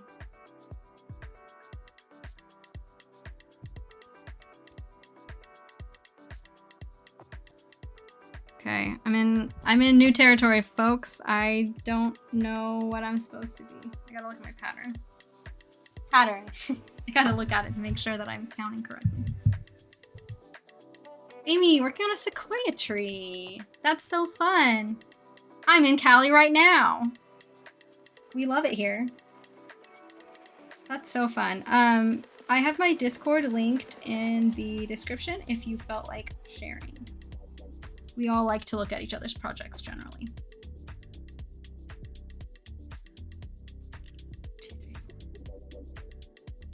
2, 3. Okay, we're checking off the right number of stitches.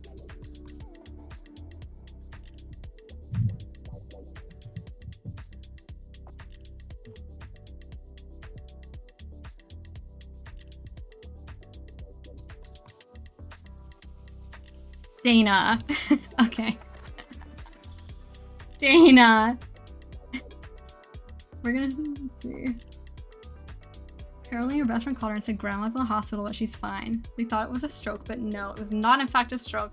This 110-pound woman somehow stumbled on a bag of gummy bears and decided to snack on them. Warming woman ingested 75 milligrams. I wonder if she's like, wow, that's what I've been missing. That's hilarious. It's so funny. There's this old internet video that immediately pops to mind. Tell me if you guys have seen it. It's like that, it's a grandma, and she asked her grandson, I think, to like make brownies. And he's like, are you sure? She's like, yeah. And then like the next clip is like her sitting with like an empty thing of like brownies, just like totally zonked out on the couch. That's what that reminds me. Kayla, yes, show your recent projects. Patterns on my iPad. I use Stitchly. I love it. I will show you. It's how I make all my patterns too. I switched this year. That's how I ended up making an entire Notion template of DMC and Anchor swaps for like threads, because I needed to do that for my patterns also, because I like to have both versions. And I ended up wanting to update all the swatches on here, because I will say Stitchly has the least accurate color swatches of the patterns, or of like the different programs I've used. But it has the best interface, so I was like, well, I'm gonna edit and update all of these swatches. So I ended up doing that for 1,000 different threads. So once I got that updated, now it's my favorite. That's just a disclaimer, that's the one thing that bothers me about it. Let me see. I'll show you. Here's another pattern I'm working on that I haven't posted yet. But, Pink Pony Club, Chapel Round. Let me switch. Be easier. So it's very nice. I love it a lot. It's just easy to use. Like, everything's really clear and easy to edit. I use my pencil so I can just, and then you can take this directly into, using for, like, checking stuff off as you go. So this is like the editing interface, and then you just hit the play button, and then you're like into the using it. So like this is like, it's nice, it's easy to use. Once you zoom in, you have all of the different symbols. It's just easy to check stuff off. And it's easy to edit if you decide you want to change something. You just go back to the editing page for the pattern and edit it, and then it's edited in your one you're working on, which is very cool. I like that a lot about it while I'm like doing test stitching. So Stitchly, I think sometimes they go on sale. I think it's like a husband-wife team in the UK. Like it's a very small like developer. It's not anyone that's like I think they just did it like for the love of it. So as long as you're aware of that like they'll fix bugs if you tell them that that they're there, but they also are the only people working on it. So it's like a small, I have never seen anyone else use it, honestly. It's like really small. Doesn't have a lot of followers.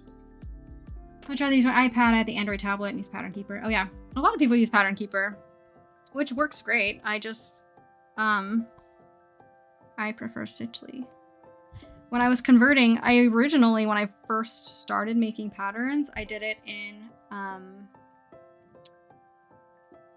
in Stitch Fiddle. And the thing I liked about Stitch Fiddle, well, no, there wasn't anything I liked about Stitch Fiddle, actually, that isn't in Stitchly. But what was nice about Stitchly is when I was switching over, all I had to do was, like, plug in the, like, the preview pattern that Stitch Fiddle gives you. It's just, like, just the blocks with no lines or anything. Really simple blocks. I'm using Minecraft language. Just, like, the grid with no lines or anything. So it's just, and then it was really easy to plug it into here and just say how many stitches it was. And then it would just convert it like perfectly every time. It was like very impressive compared to like other programs. Like converting patterns between programs, I think can be really tricky sometimes. But Stitchly, sorry, this is gonna get confusing. Stitchly has done a really good job of converting from other programs into Stitchly so that it's native, which I appreciate as I've been trying stuff out. Bye, Dana. Thanks for stopping by. Kayla, excellent. I was saying earlier, I think I'm gonna start streaming Minecraft because I play it all the time. So like, why wouldn't I just also? I think it's more fun to play with other people. And if I can't always have people on my server, I can at least hang out with people online. Bryce says, hey. Oh, hi, Bryce. We love Bryce. That's Dana's husband. Okay, checking off. I gotta start tracking what I'm doing. I was kind of hoping that this thread would be gone by the time I got to this part where I have to count, and it isn't, so now I have to keep counting. Wah wah. Ah, Amy, have a good time dog walking. Stay safe. See you when I see you. Have a good night. Ah, well, Bob can tune in anytime. They're always here on the channel. Sometimes they get weird, but they're always around if you wanted to replay them.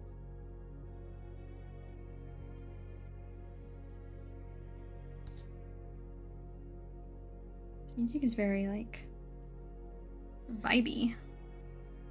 I just tried putting on, I usually do it by genre, depending on what I feel like that day, but today I just did like a streaming mix from Epidemic Sound, so it's not copyright struck. This one's kind of too slow. I don't know if I like it. We're gonna skip.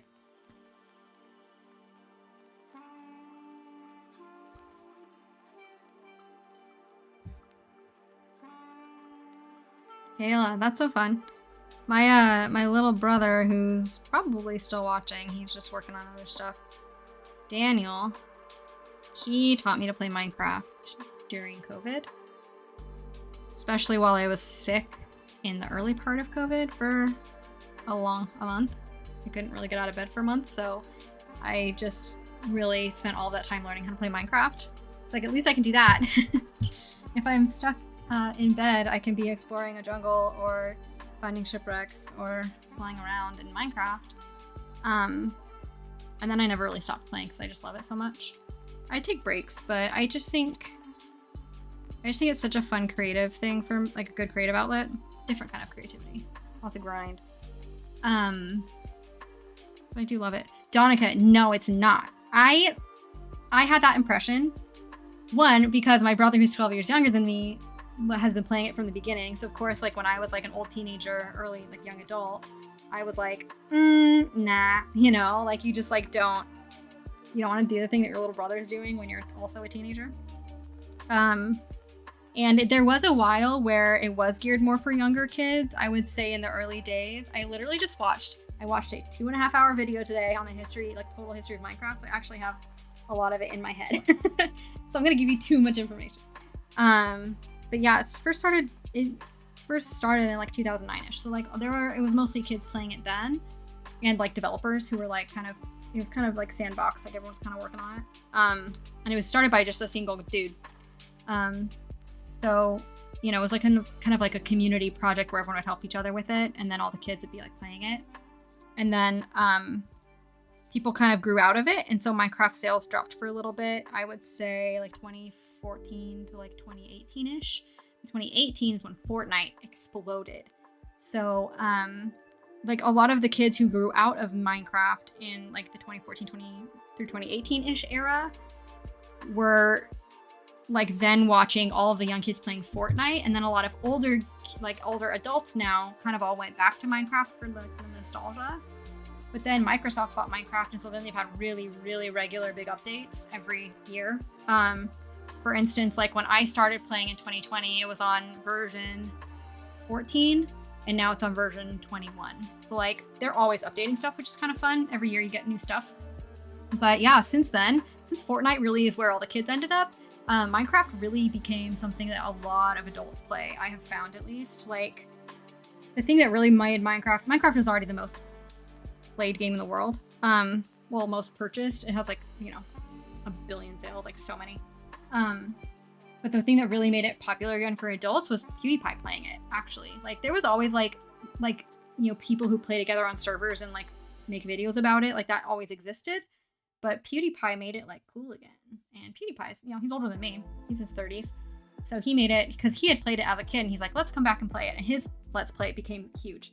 And then everybody jumped on it. And then like Keemstar and Mr. Beast and like all of the big YouTubers started playing too. And then it's just like, it's never stopped. Like now it's mostly, I think I watch a lot of people in their 20s and 30s. Like there's a lot of, even up to like, there's a lot of dads. Like there's a lot of dads who play Minecraft on like, you know, on YouTube, and like will share it. I played on iJevin from Hermitcraft. He's got like 800,000 subs. Like he's got a pretty good channel, good big channel. And Hermitcraft is, I think, my favorite, like, you know, shared SMP world. The players there are they're really thoughtful and nice and creative, and they kind of build really fun storylines every year. So I like watching Hermitcraft. But anyway, iJevin from Hermitcraft has a Patreon server. It's only $5 a month. So during COVID, when I was really getting into Minecraft, I like really wanted to play with other people. And so I signed up for, I think I saw it on Reddit or something. Like someone mentioned iJevin's Patreon server being nice and good for adults. And so I signed up for that, and that like, so good. So like for instance, on the iJevin server, iJevin, his name is Jevin. He's in his 30s. He lives in Ohio, like just a typical dude. He's older than me.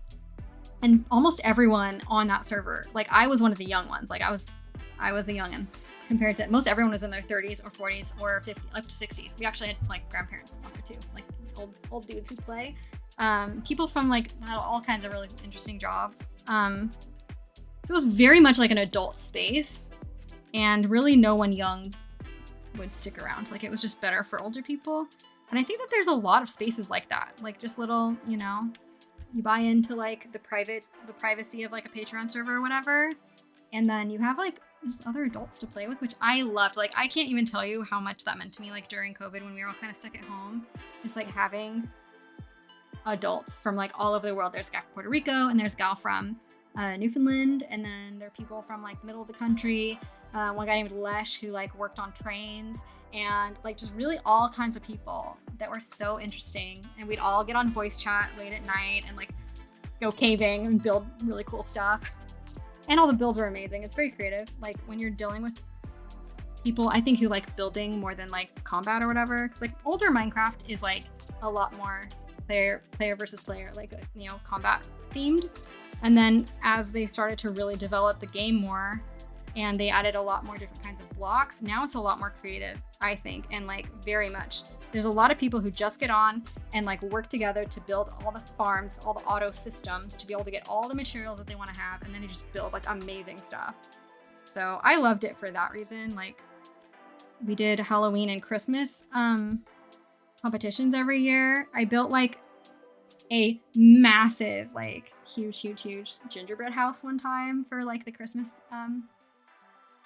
competition. That was really fun. I don't know. I love it. I think it's really fun to do stuff like that. So, long story long, Minecraft has become something that I think is for everyone at this point. And depending on what space you end up playing in, I do think I would recommend, if you're getting into it, don't play by yourself, because I think that it's really overwhelming and like, it's like, what am I supposed to be doing? But if you play on like a server with people who can show you how to do stuff and help you out when you die, get your stuff back for you and all that kind of stuff, then I think there's a lot of magic in it. I spent many hours of my time on Minecraft. There's a long explanation. Kayla, my husband, made it through his college years by playing Minecraft. That's literally how I got through COVID. That was one of the things that kept me like posting on YouTube. I just felt like I had like people to talk to and like hang out with, and like it was like they only knew my online identity, and so then it mattered like having one, and like I wanted to share with them my life, so I'd be making vlogs and like, you know, just fun. I like it. Donica, okay, maybe I'll look into it. Donica, if you ever want to play, just like message me. I'll send you into a good direction. My little brother Daniel like taught me everything I know. He would just come on to all my worlds when I was first learning and like throw me stuff and fix stuff for me. Rescue me when I got stuck. Now I feel like I kind of know what I'm doing. I don't know. I'm a good builder. I think I'm a good builder, but I don't know that much about game mechanics. Like, I'm not that good at redstone, which is essentially like machine auto building. Like, auto is in automatic, not cars. But I did build some very nice. I kind of became like, on the Patreon server, I kind of became like the resident. I think my builds are some of the best on the server. I'm not trying to be a braggy, but I do think that my builds were really nice, and I became the resident giant tree builder, so I built these like massive 60 block tall trees. They were really fun to design. Part of Minecraft is, there's a lot of mods. Like, Minecraft is great because there's so many endless mods and tweaks that you can add to it to like really make it something that works for you. So like, I always have some tweaks for certain things, like how it looks and how it feels. And one of the mods that you can have is called Lightmatica, and you can literally make schematics for like anything. So Kayla, you too. Excellent. Yeah, I started like a creative world, that not survival, just a creative super flat world where you have access to every block and you can just fly around and like just play. So I started a creative world, like my own creative world, and I would just spend forever like designing the most crazy cool buildings, and then I would like save the schematic and take it into the survival world, and then like collect all the materials and build it in survival with like on the Patreon server with people like to help me gather stuff and whatever else. And that made it really fun because I could just like make the most amazing things and then like translate them into real in survival. Anyway, I should stop talking about it. I could talk about, you know, my special interests. I can talk about them forever.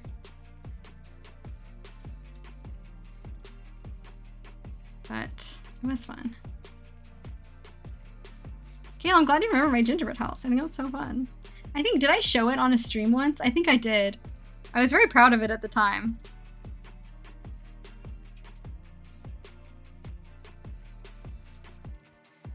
Because it was like the just biggest. I don't usually do oversized things. I do like complicated, beautiful things that I can use. So just building something crazy huge for no reason other than the aesthetic was really fun. But yeah, I highly recommend anyone who like has played Minecraft in the past and like can't find the magic again, just play on a server. It's so much more fun. Hanging out on Discord with everyone is magic, I think.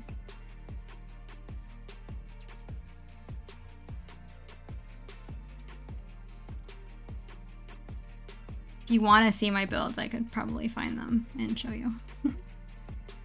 I don't think I have I don't have my creative world loaded into my current Minecraft because new computer, and I took a little break for like the summer. I wasn't playing. I was playing Stardew Valley in the spring, and then I wasn't playing anything because I've been surfing so much. So now I'm kind of getting back into gaming. So I have to download my creative world again, and then I could show you. It is very fun. I've never wanted to be like a gaming streamer. I think that community is very competitive and kind of toxic sometimes. That's why I do crafting streams. I love crafting streams because it's just like I understand the audience of a crafting stream. But I think I would last longer in a survival world by myself, or just like me and Daniel if I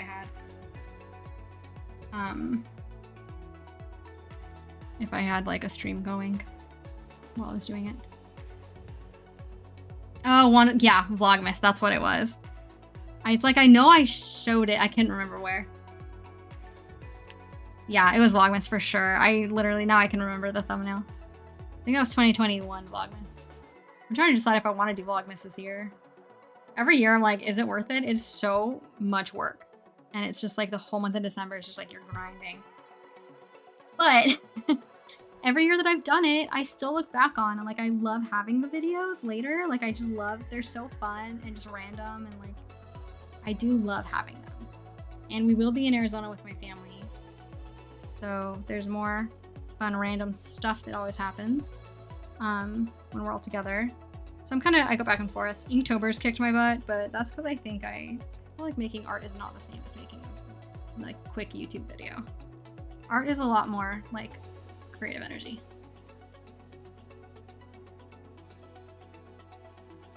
Yeah, 2021.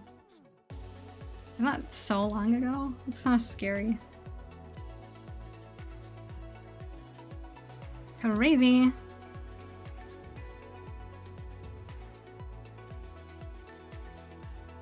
Okay, the start is officially done. We're switching to black. I'm so excited, I can't even tell you. I'm so sick of this orange. And I love this orange. I picked this orange because I love to look at it and I'm sick of it. Come on, there we go. Should I be doing this blind? I don't know, it makes my back so messy, but whatever.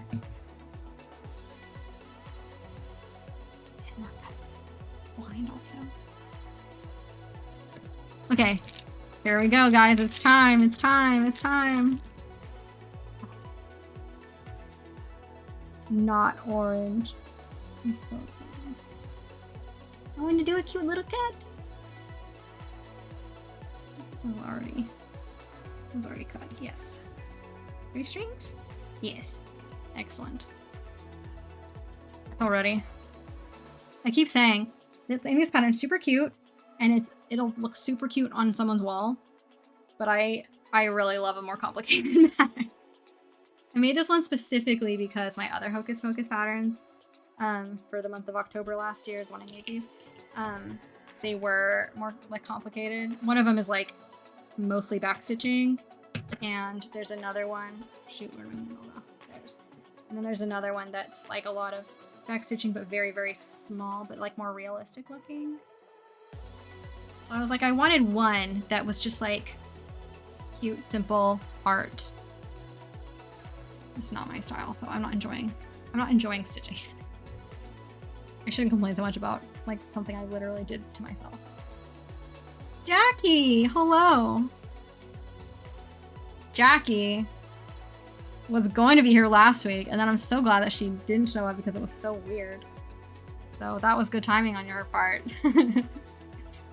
What are you working on, Jackie?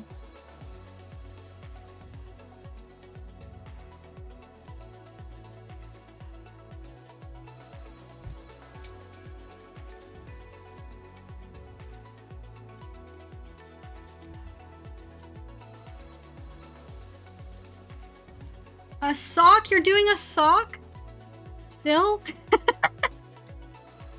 Jackie taught me how to knit, and then I learned how to make socks really fast because I just love socks so much. And I made socks for Jackie. Was that for your birthday? It was like a while ago.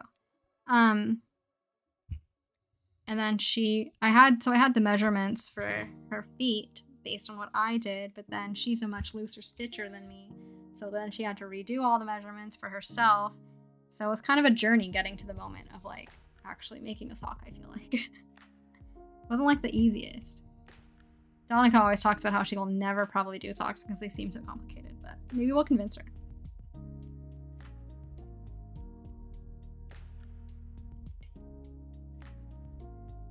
Let's see. How is this twisted? I cannot tell because it's black. I think it's this way. How goes the news, Jackie? Are you so sick of election season yet? Jackie's a journalist, for context, so she's always up on what's going on.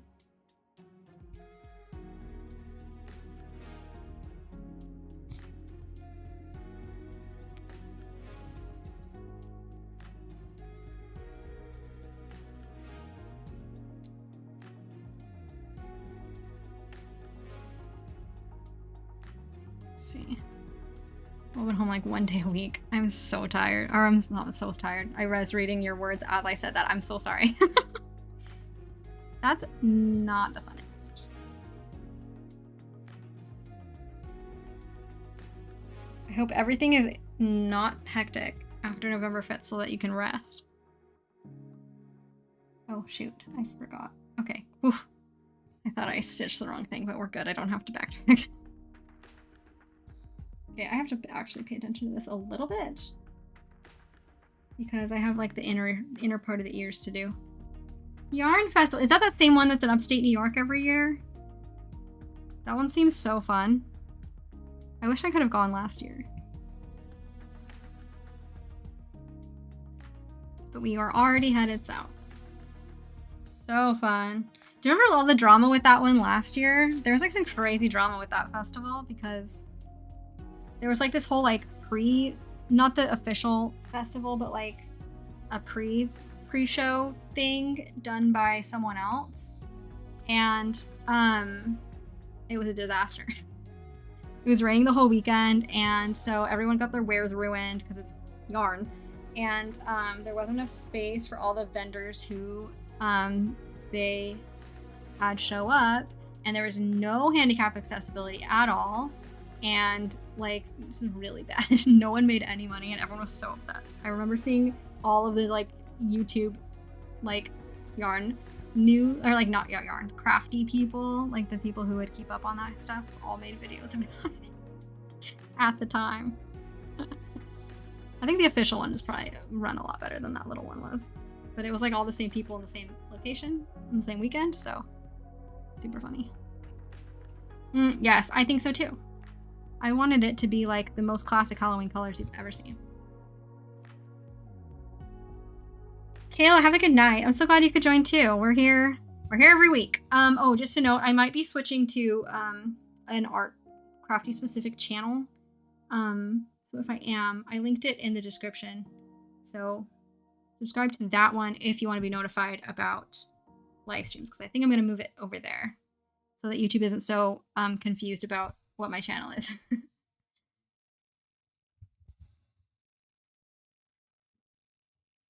Should be like right at the top of the description. Oh, there's a fly. I really hate flies.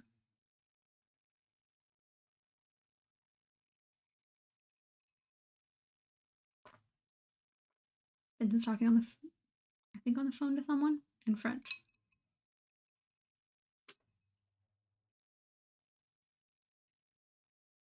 Surprise, brother. I don't know who he's talking to. He isn't usually on the phone in French unless it's family. And never at night. Because France is 8 or 9 hours ahead of us. What time is it in France right now? 9 hours of me. It's 7 o'clock here. Cool, Caleb. Just, you know, easier to have everything in one place, I think. Donica, have such a good night. I'm glad I was able to go on earlier. I hope that was good for everyone. I think I might, whenever Vincent isn't doing things on Thursday nights, I might try to push it sooner, because I like doing this sooner, too. This feels nice to not have it be 9 o'clock right now. Yes, just us crafty people. No weirdos showing up. Have a good night. Sleep well, everybody. I'm going to be here for a little while longer. Until probably for the rest of the hour. Another 50 minutes.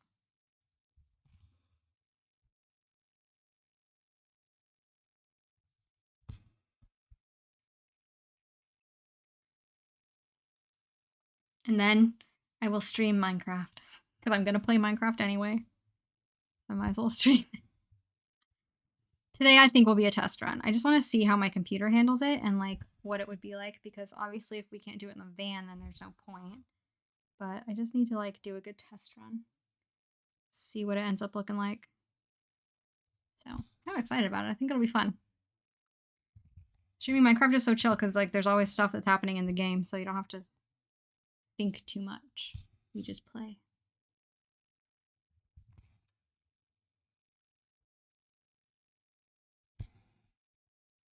Oh, music. Where did music go? Must be the end of the playlist.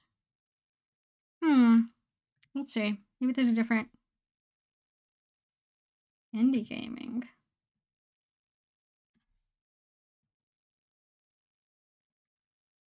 Perfect for soundtracking indie games. Virtual World.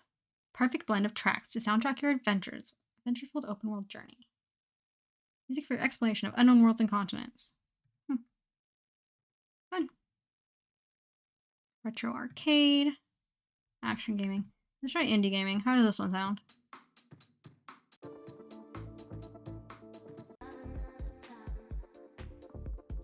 I don't know how I feel about this.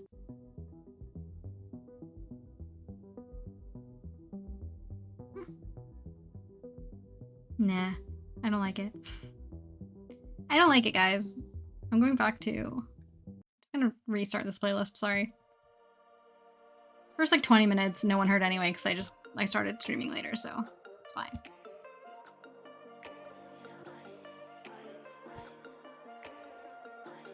It is so hard to tell if this thread is twisted or not.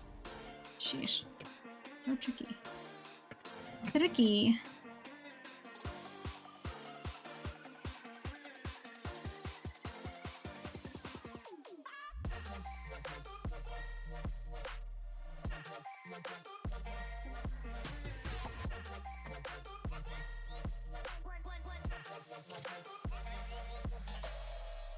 Okay. So make sure everything's still doing what it's supposed to be doing.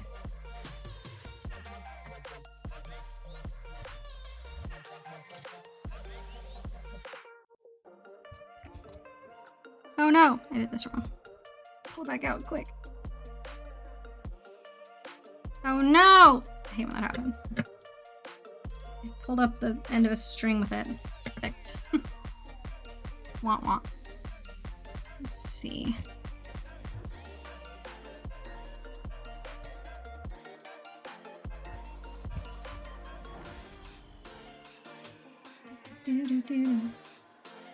Yeah, this is fine. This is a little more upbeat. I don't like it when it's like too ambient noise. Jackie, I'm still working on my pattern. The one that I've been working on for ages. The Hocus Pocus one. This one. I've been moving so slowly on it because I've only been doing it while I'm streaming, so it's taking forever. I wanted to finish it before October, but here we are. Because I started doing Inktober, and Inktober is kicking my butt. It's taking so much time, but I'm enjoying it, so I would rather be doing that than stitching. So that's where we're at.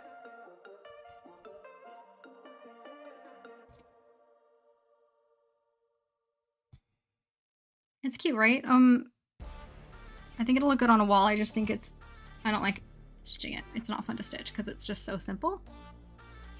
It'll look cute when it's done.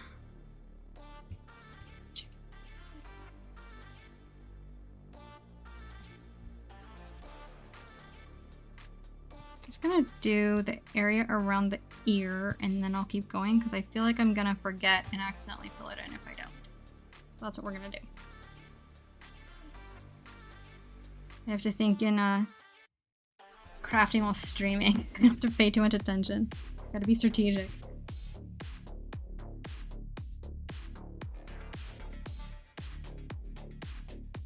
Yep.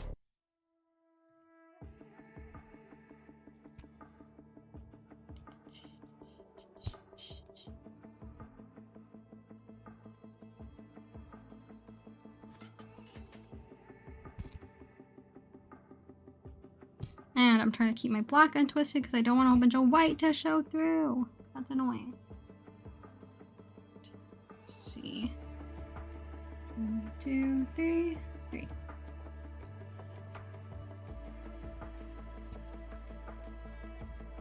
I am going to miss this streaming space when we're back in the van. This has been very nice. It's been very nice having this, to be honest.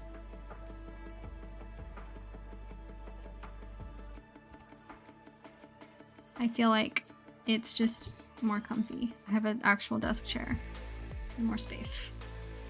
This is when I really miss having a house. I still can't believe it's been 2 years. We are definitely ready to be in a house. We can't for like another year, so we're trying to grapple with that mentally. Adventure is not over. You want it to be over? Too bad. Gotta keep going.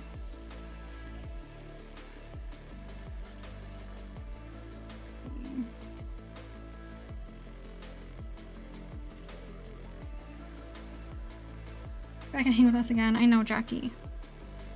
We are very excited to see you in the spring. That's for sure. Anytime anyone asks what our plans are, I'm like, well, I have a wedding in May. Our whole year revolves around that.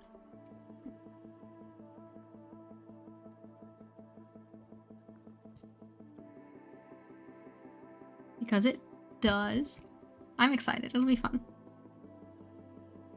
Oh, I was gonna ask you, are you guys doing a honeymoon and are you doing it right after your wedding or are you planning it for later? That's my house crooked. What are you thinking about for that?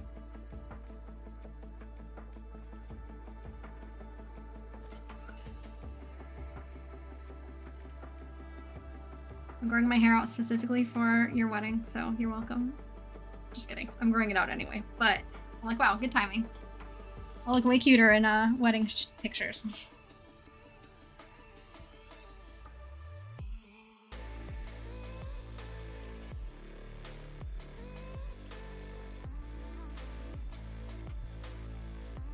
Yes, honeymoon, but in the summer. Did you guys decide where you're going yet? That's very exciting. Honeymoons are so fun. Believe? That sounds so fun. Very cool. Waiting till summer's a great idea because Eric will just have so much more time. I'm always cute. I'm levels of cute, I think. There are some things that flatter me more and look better in pictures in particular than others. I think I have more good angles with this hair than other hair I've had in the past. So I'm glad that it's just long. It is very long. It is it's down to my waist. I think by next May, it could be like down to my hips. Which is kind of crazy. I've never had long hair. I've always had shorter hair. I didn't even have hair past my shoulders for really all of my childhood. And then in my high school years, it was still short. And then I cut it into a pixie cut senior year of high school. And after that, I had a long several year grow out until I got married. It was probably here when I got married. And then I grew it a little bit longer through COVID. And then I cut it shorter again. Lots of layers mostly. And now, like, who am I? For reference, here's my waist. I'm very happy about that. It's kind of fun. I'm like, wow, mermaid princess that I always used to pretend I was with a towel on my head as a little kid. Here we are. This is what it feels like. I went back and looked. I did like a commission like situation for extensions at one point. It started while we were in France. They sent them to me for free and I'd wear them and talk about them. And I really loved those extensions. They just were like, you know, they made my hair really thick and whatever else. But I looked and literally they're shorter than what my hair is now. Like now the extensions would be too short for me, which is wild because I remember when I first put them on, everyone was just like, you look so different. And now it's just my hair. So I'm kind of mind blown every time I look in the mirror.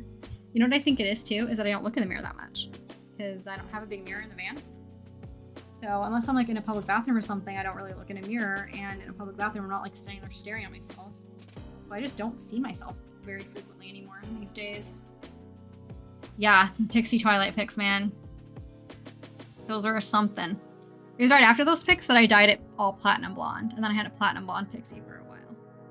Which I think was my cutest. If I'm gonna do a pixie, a platinum blonde pixie was much cooler than a standard pixie. I think a standard pixie, I just really looked like a lesbian, which isn't a problem. It's just that I'm not. So I think all of the high school boys were very confused by that. And I didn't get asked on any dates after I cut my hair. Wah wah. So that was a little rough. Just a little tricky on that one. Maybe I should have waited. No, I shouldn't have waited. I am glad that I didn't wait. I'm glad I got that out of my system. I know what I look like with a pixie cut. I know it doesn't work for me and what does work for me. I did all the experimenting when I was much younger, so I guess it's fine. And now at 30, I feel like if my 18 or 19-year-old self could like see me now, she would be like, hell yeah. Because I went through so many years of just like not really having a very clear like identity in how I looked. I love to experiment with things, but I think it's because I was like trying things on, you know, to see how they fit on me, like metaphorically. And I feel like I went through many lives and many faces and many versions of myself when I was younger. And it feels really good to be here now and just be like, I'm good. I like myself this way. And it's the most natural and low maintenance way to be, so that's nice. How convenient. Yeah, Jackie, who needs to date. Dana was on earlier. Well, I don't anymore because I have been married for almost 8 years. I haven't dated in quite a long time at this point. I had a bob when Vince and I met. My hair was like chin length. And then I stopped cutting it and grew it out a little bit for the wedding.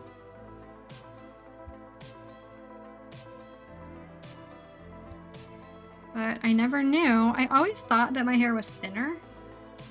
I think mainly because of the way that we all styled it in the 2000s to 2010s. I graduated in 2012 from high school, so that era was like a lot of hair straighteners. I never air dried my hair. I didn't know how to either because I have a more curly hair texture than my mom.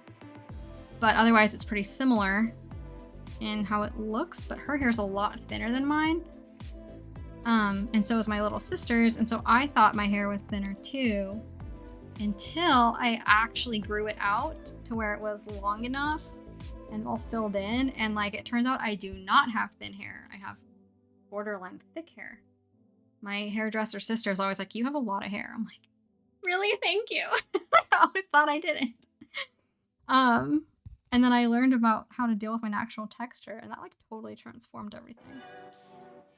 Learning how to deal with, I'd say my hair is wavy, but it can form pretty good ringlets if I do, you know, a curly girl method.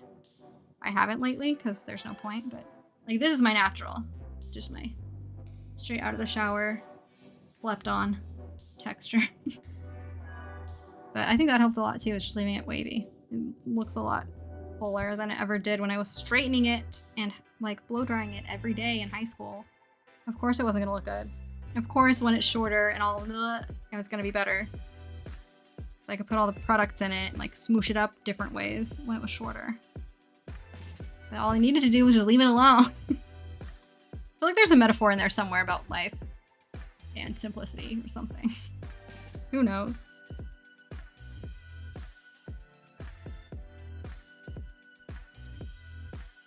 Jackie, it's a journey. The only reason that I was able to is because I just literally did not use a single heat tool for an entire year. And there were a lot of days where I did not like my hair. And I think it was during COVID, so when I wasn't going out, but two, I was sick for long enough that I just like couldn't be bothered. And I would like only kind of get ready on the days I had work, and then I would just like leave it alone. That was the only thing that really did it. It was like after a whole year of not touching it, then when I started to do curly girl method, then I really noticed like curls coming. Because before then, I totally would scrunch my hair all the time when I was younger, but it was too heat damaged, I think. It took a while for it to kind of settle back into its natural shape. So it is a commitment to get over that hump, I think. Especially like if you are in like a professional work environment where you have to like look more put together, that makes it really hard to actually do that. And it's so weird. Like I just feel like I live in a reality where like most of the people I know don't wear much makeup or any makeup, and like we all just kind of like leave our hair as is.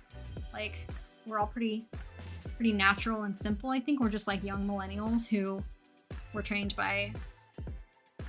We lived through the 2016 era of makeup, and we all had a minute where we all bought and used way too much makeup, and then we stopped wearing makeup in 2020, and it was like, oh, this is nice, and we all never went back, I think. But it's so weird every time I get on like Instagram or something and I see all these girls like so done up. I'm just like, I literally couldn't do that anymore. I don't even know how. I don't even know what I'm doing in that area. Actually, I've been kind of having the urge to get back into makeup a little bit. I think just because I've been filming like for YouTube a lot more lately.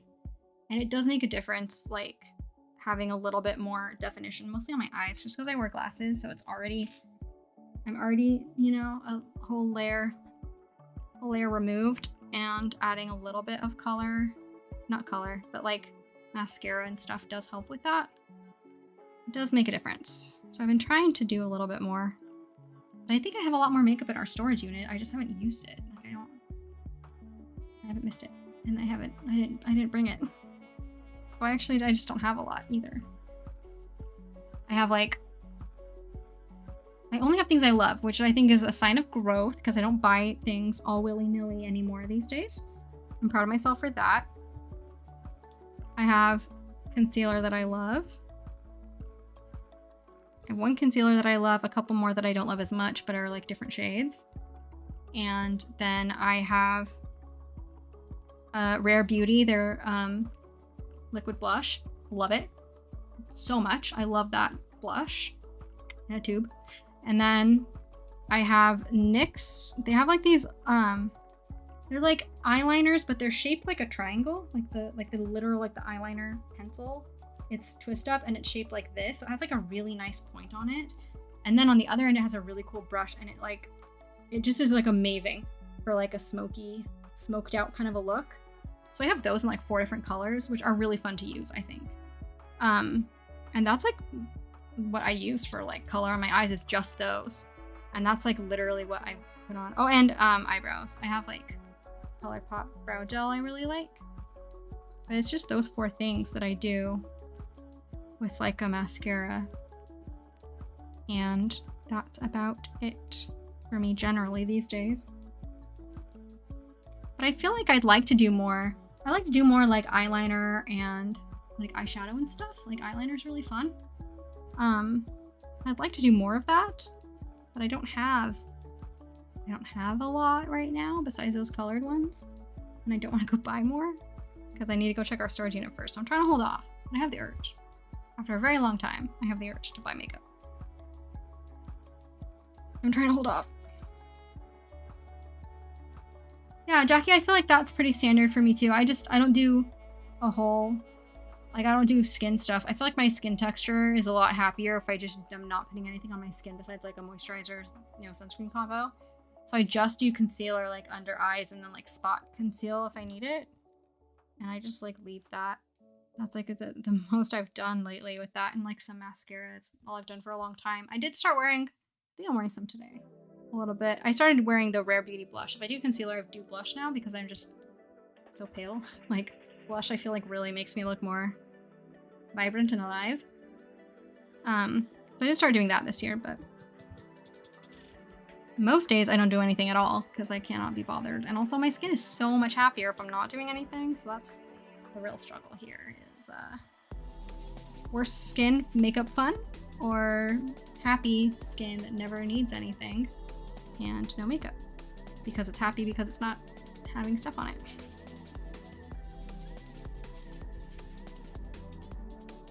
My skin was really nice all summer in the ocean. I think the salt water was good for keeping it like bacteria free. I've really noticed like not surfing this week. I've had a few blemishes and I'm like, what the heck? Go away. Rude.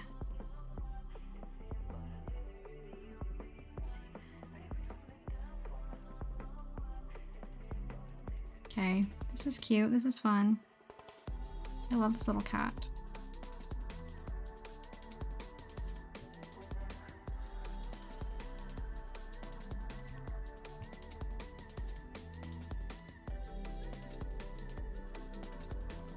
This is groovy music.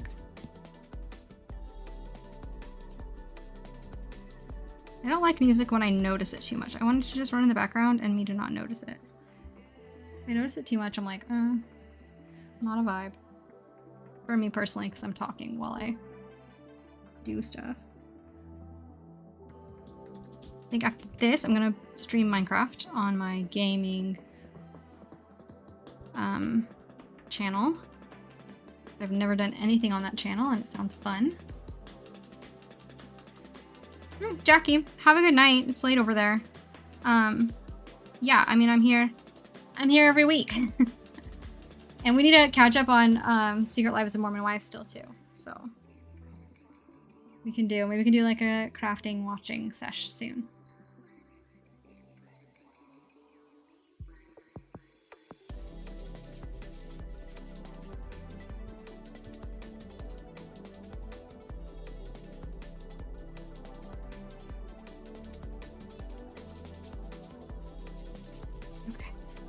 Well, perfect timing. I am done with my thread, so I think I'm probably gonna sign off too. I can take a minute. I need to go eat some more food, is what I really need to do. I haven't had dinner yet, technically. Good night! Love you! Ugh. Okay. Yeah, I think we're good for tonight. Good timing. I like to finish it with a thread done, so I can just cut the thread and not have to worry about it. Nice. I'm excited to finish it. I think it's cute. I'm excited to be done. Let's see. Handy dandy baggie to keep everything clean. If you're not protecting your projects, what are you doing? Also, if anyone's here, let me know, because everyone's really quiet. So I don't want to just be like signing off without knowing if it's just being abandoned. But I bet there's not. It doesn't seem like there is. Here's my hand. It's always so weird, this angle. It is like mirrored and upside down, so it's very hard to tell how I'm supposed to move.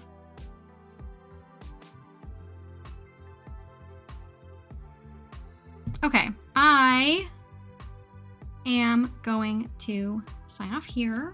I've done good work tonight, and I feel like I got to chat with everybody. So if anyone's here, have a good night. Glad you're here. It's always fun.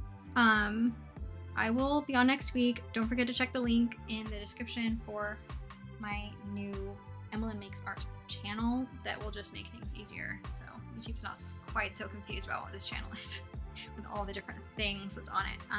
This will be better. So anyway, check that, and also Discord if you wanted to get on there and share products and stuff. And I will see you guys next week.